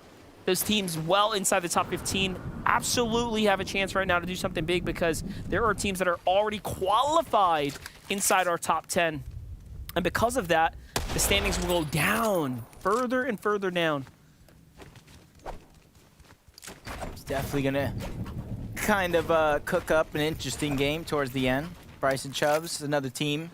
We saw kind of inside of that top 10 bubble. They're definitely looking to kind of hold on as long as possible, like a roller coaster ride, some would say. They want to strap themselves in because they know this one is not going to be easy. What do you think about this? What's happening here? They're just trying to cut off somebody's loot path, sneak up on a team, really catch somebody slipping, something that we've seen show some success here on today, but not as much as you would hope, especially considering the EU side of things. But Reet and Ritual, they already have 2 victory royales throughout the weekend. And they definitely have the potential to continue to pop off. They just need to remain consistent in this game. This is a lot of teams, including theirs, last chance. You're watching a team move by and didn't even take a shot. They have a lot of options, so the patience really paying off. Baka's hurt, though. Baka's down. Pars and Baka broken apart now. Pars is out. He's like, hey, listen, man. If I do just enough, I'll be just fine. Don't need to stick around here. Ritual gets knocked by Muzz. Paper and Muzz. That's Looking to have a last-minute comeback here. That is a big find, and if you kind of look at the leaderboard, Reet and Ritual, as it stands, if they can stay alive, they are in that bubble. Just going down here, just kind of leaves up destiny to somebody else. His Paper's now trying to come in, clean up that elimination. Muzz is there as well. You see Reet with the pre-edit, the splash to try to give himself more time to save Ritual, but the pieces are getting taken away one by one. Ooh. A great peek by Reet. Not going to hit the shot, though. Answered back by Paper. Neither player finding any success, but because of the number game from Paper and Muzz, that is going to be what they use and kind of lean into in terms of their strength. But Muzz needs to be careful. He is one-shottable if Reet finds that one. So unfortunate. Ritual, the way the build was edited right there, just barely not enough for him to get out. There it is. Reet's going to grab his body and back him up. Reet put that metal down. Reet likes him more so on the side there. No, baits him back in. Might have been a little misplay there. I'm not sure what happened. Had to be a misplay. Unfortunately, there it is. Paper gets his secured elimination. I think that's all he wanted. Probably now just wants the material. Then to get out. Another team sees the fight going on. That's what I was worried about. Yeah. It was a bit extended there. That was Revise and Casker. Now think about it. Had Reet just held on to Ritual for a moment longer instead of tossing him in the box, he actually would have been able to save him because they disengaged right away. Yeah, he has splashes there. He has med miss. Definitely enough. But now, Reet's going to have to figure out, am I going to play it as a solo? So I sacrificed a lot of the HP heals and my time to try to get him back. There is a strength in numbers. Bugha and Threats have already showed us that. And it started off good when it comes to the zone. It did kind of pull their way. Little by little, it is going towards the north. It is going to be centering up more so. So a lot of the teams this time around has this equal chance to try to get to the center, at least here in the early zones. Going back to those mountains. Right back into some rocky terrain here. It is very early, of course, to really determine where the zone's going to end, but anything can happen here at this point. Let's tune in with our best performing team, just overall on the day, Okus and Bucky. We've really managed to have just quite the exceptional run. They could have just, I feel like, performed to half of this potential on the day yesterday. I feel like we would be talking about them as if they were in first place. Yep. Which is incredible for how they've been performing. And they're doing it without their main strategy of the Rift Island. Yeah, they've captured it a few times. But that's definitely not the only reason for their success. They just have a sound game plan, and obviously Oak is clutching up big with that VR. But that makes it all the more impressive. Yeah. All the more impressive that prior to this, the stats indicated that they just weren't a top 10 team without it. This weekend, they've proven that they can do top 10 performance-worthy accolades without it. And then, of course, sprinkling it in, and now they're potentially on their way to the Global Championship here. It'll be quite the spectacle if Bucky is there, that's for sure. We all know he's a character. And Source taking a page out of a couple players' playbook, just kind of boxing up. Just get that early surge damage. I don't know that about way they that. don't have to worry about it. I don't know about that, though. Standing on the ramp out in the open, not in this meta, son. Oh, no. Not at all. Rift Island's already going to Crazy one. spawn up. Kanata Agers, not too far from their racetrack, especially with the zone that allows them the luxury to kind of hold their position. That way they can try to get as much surge as possible. Already finding some success there. Rise and Yamzo over on the other side. They're in a fight, though. That does look like Broken and Virgo, who's already actually done a good amount of damage to the lobby so far. As Rise gets back down just a little bit, feeling confident momentarily before he realizes the position that they're in. Is this fight worth it? That's the big question he's asking himself. Barely missed the timing on that shotgun shot. That would have been the difference here. And also just didn't even grab the upgrade, so his team must have rolled up pretty quickly before they were able to make the counter fight there. But he fend them off well enough. They get the upgrades, of course, that they're battling for here. And Yamzo and Rise put themselves in a great position to fight for first. We really do have a first, second, and third race right now. Yeah, anybody has a chance to take it, especially those top three teams you were talking about. But I'm going to throw it on over to SBG to give us more information on how this race is going. Both teams, Azers, Kanata, Bugha, Threats, are set up to battle and duel it out here in this game. Both have been up to their normal stuff in early game. Looting, grabbing some surge tags, and getting some extra ammo if you're Azers, Kanata. Azers, Kanata looking to make their mark, put their staple on this FNCS, and become first-time FNCS champions. While at the same time, Bugha and Threats are trying to re-up, become another FNCS champion for these two. This battle is going to be epic, and I cannot wait to see which one comes out on top. Epic is kind of the name of the game. And for a lot of these teams at the top side of the leaderboard, they have been here before. They have been in this position. Typically, Monster, you do see some rookies, some first-timers to the grand finals rise to the top of the leaderboards. Well, get this. 18 of our 20 players in that top 10 have played in every grand finals this season so far. That's ridiculous. 18 of our top 20. Wow. All experienced players. I'm just curious, who are those two players? Who are those two players? Congratulations to you guys. Because imagine kind of having very little experience, 1 finals, 2 finals, or maybe even 0 finals, and the next thing you know it, you're going to the Global Championship. I'm here for Work, preparation, playing in those weekly tournaments, of course, all worth it. This is what it's all about. And all the more cooler to watch your progression happen throughout the year. This is why we encourage all of you guys to get involved as well. Play in those tournaments, get out there. You too could be here on the big stage. You never really know. Oh, Reed's still alive. Well, Reed is up. He did lose Ritual. Looking to put on numbers by himself right now.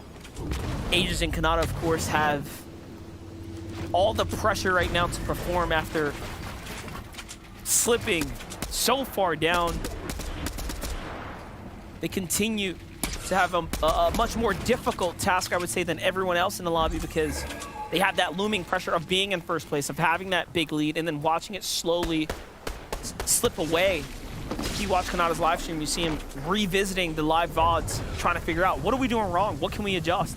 And they keep making those small tweaks, but Bugha and Threats on the other side are just going. End game, end game, end game. Pressure, pressure, pressure. It's a very intense mental battle between the two. Definitely one that's going to test a lot of our players here in the final moments, and has tested them throughout the weekend. Batman, Bugha, and Rapid, they're trying to hold on to their global championship spot. And because there's a couple of teams inside of that top 10 that have already qualified, it is trickling down. I believe before this game started, it was our top 13 teams that would qualify. Batman, Bugha, and Rapid are definitely one of those top 13 teams. They just have to be able to hold on to their position. And I feel like that is the name of the game. With a lot of our competitors, without too many eliminations, it's basically who is going to outlast who. Yeah, Violet and Pen here are going to be taking some punishment, taking some shots here from Rapid and Bugha. Batman, Bugha. They're right behind Clix and Epic Whale. Clix and Epic Whale actually need this. They're going to be to the front side of this zone first. Okus and Bucky fight for the Rift Island, and I'm not sure if it worked out in their favor. We'll have to find out later, because right now Bucky is out of the tournament, and this could be their last chance to secure more points. They're 66 below the surge here. Now he does have a lot of heals to work with, but look, he's trying to make his way towards potentially the reboot van, potentially the extra loot there. Here's a player nearby. He knows it's not completely safe. And I'm thinking now, he should have grabbed those extra minis. He should have totally gotten that loot. I feel like in this situation, when it rains, it pours, and right now it's really pouring. 33 below, there's a single player behind him, one moving on up. Someone wants to come here and see what's all the fuss about. This is not good. All that men miss being expended. Luckily for Okus, it's not too much damage. It really isn't too much damage for him to overcome. Only 33, which is one well-placed shot. Chris on the other side is going ahead and trying to get that reboot back. That's an opportunity for Okus, especially now that he might not think anybody else is there. He has the flapjack. Oh. Once again, the zone just closing in. Nice. A nice shot onto G-Money. And he finally goes above. Okus now doesn't get the chance to disengage. And now for Bucky and Okus, they're just forced to watch to see if their points will hold. I'm not even sure if I can do the numbers if they're close enough. That is a very, very tough pill to swallow right there. They were in 10th, like literally on the line of securing their spot. What matters now is what everyone else is able to accomplish. They had about 371 points, just like you said, in 10th place going into this game. With the way the leaderboard looked last time, with 3 teams being inside of that bubble, that at least gives them a little bit of a cushion to go ahead and hope that their points threshold hold. But a team that doesn't just want to qualify for the global championship, they want to reclaim that crown, especially Bugha. And Threats just trying to put all that respect on his name. No eliminations for anybody in our top 3, which means the points from that leaderboard hasn't changed when it comes to them. So as we start to follow the journey of other players, if you're Bucky, if you're Okus, you're hoping that any team, and I mean any team outside of the top 10 falls sooner rather than later, and your top 10 teams actually stay in for the war of attrition towards that end game and become one of the last 20 players or so in the race there. There's 50 players in the lobby.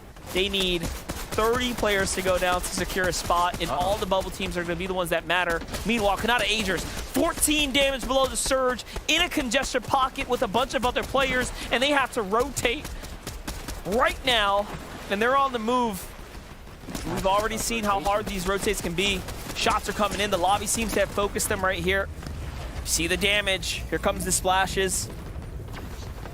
Even though they found themselves a slow part of the zone, they still need 39 damage to go above the threshold. A lot of their heals have run out. specifically Kanata. You can see no shields to his name. Somebody's flanking behind them. Somebody is literally right behind Kanata and Agers. Down goes Kanata. That was Caskers with the sneaky play. And this is big though, because now the fight's gonna be forced. This is a chance for Agers to try to pick up some surge. He desperately needs it along with Kanata. A trade and shots go through, but he continues to fall more and more below that threshold. This is his chance to really put some respect on his name and claim that Axe of Champions, but it starts with Caskers first, and it's through. A monster shot from Agers, doing a great job keeping himself in this game, but he's still below the threshold. And he knows his job is not done just yet, but somebody else might have gifted him that, with the threshold being changed 60 above the damage. But with Kanata still down, Agers has to make a miracle play. And there's a tree there. It's literally in his way. It's a rock in his way between him saving Kanata.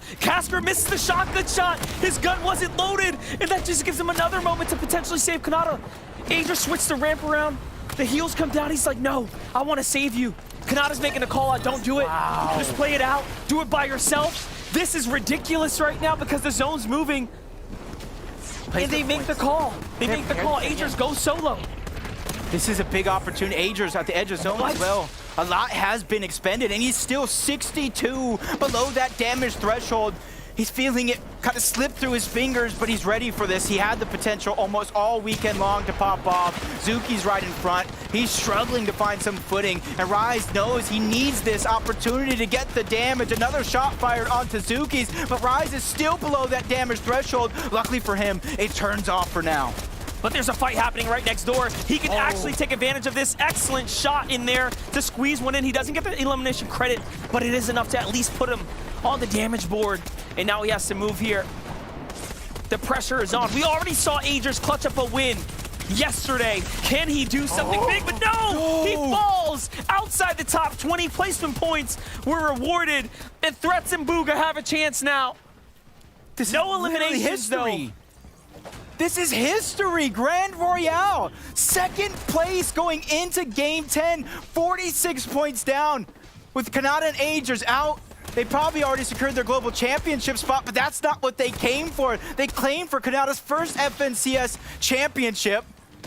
And it's now up to Yamzo and Rise, Bugha and Threats to see if he's gonna get it. And anything can still happen right now. You can see this is not an easy rotate. There are so many players on top of one another. We're in the Mud Valley here. It's gonna be difficult. Bugha is down. Threats, all pressure is on you. How badly do you want your FNCS championship title? You're gonna have to work for it right now. A huge tag coming in from behind right now. Yes, he's earning placement points, but he needs elims. We're not sure. Rise gets gonna be enough. Rise gets two. Rise and Yamzo, they have this in the game right now. They still have a mountain to climb, let me tell you. There's still points they need to pick up. I feel like it's almost needed to get a victory royale here if they're looking to take first. Yamzo was willing to put it all on the line for the medkit play right there, so he's absolutely ready to put any tactic into place. He puts that defensive wall down here. He is out of material. They're going to have to find a refresh and work together right now. 2 builds left. Rise has nothing. They need a refresh here. He's looking for it. That's an opportunity. Baka slips away, and Bugha, Batman Bugha falls there. Another one's in front of him. Byla doesn't have much to work with. These are big eliminations. They need these to continue to climb up the leaderboard. Cole's right under them. They get inside the box. It's all or nothing. Rise is inside there. Cole's hurt. No. Acorn's on the run here. This is it. Yamzo and Rise are absolutely mashing their way up the standings here. They're working their way through. Big tag here, and he's still going. That's another elimination, but he doesn't get the siphon. Yamzo goes down. Rise, 20 HP and a dream. Oh my God. The siphon. He gets flanked. He goes down as well. What are we witnessing here at the end game? Absolutely incredible game right there for all of our top 3 competitors. And now we're going to have to leave it to the standings, leave it to the math here, because everyone fell so close to one another. 20, 30-point differences. This is going to be a ridiculous run for the crown at the end of the day. Muzz and Paper go down outside the top 10, or inside the top 5 here. I prayed for a game to end just like this. I didn't know it was going to be this good. As Bert, he still has a little bit left into the tank. Bryce and Chubbs, they're one of the only teams at the top of the leaderboard left in this game. Even they have a chance to try to take home that first place, and another elimination is going to be cleaned up. They get themselves into the top 3. This is history in the making. This is their run right now for the FNCS Global Championship position here. They're fighting their way through. There's just 2 players down low. It's Chris and Mud here. It's a 2-on-2. It's a head-to-head, but they have all the advantage here. There it is. It's going to come down to the zip line. Shotguns have to come out. They can't farm that. Chubbs can't break that. He's just thinking to himself, what can we do here? Gets up on the builds. There's a great tag. And already Bryce is in the mix here, looking to hunt him down. They want to play nice and safe, though. They go on up, and they're working with one another, keeping it nice and textbook here. No need to do anything extra. Bryce and Chubbs take home the last game. That is just huge because even they have a chance, a small chance at that, but a chance to take that first place finish at the end of the day. But we saw Kanata and Agers go down early. Booga and Threats, they got tossed out of the lobby, and with their backs against the wall, Rise and Iamzo also fell before any major points were granted, so it's anybody's game. But did they do enough? We'll have to find out. These last engagements here from Bryce and Chubbs were still very celebration worthy. We're talking tens and tens of thousands of dollars on the line here, of course, for the plays that were made right now. And of course, taking home the big win and adding it to the reel.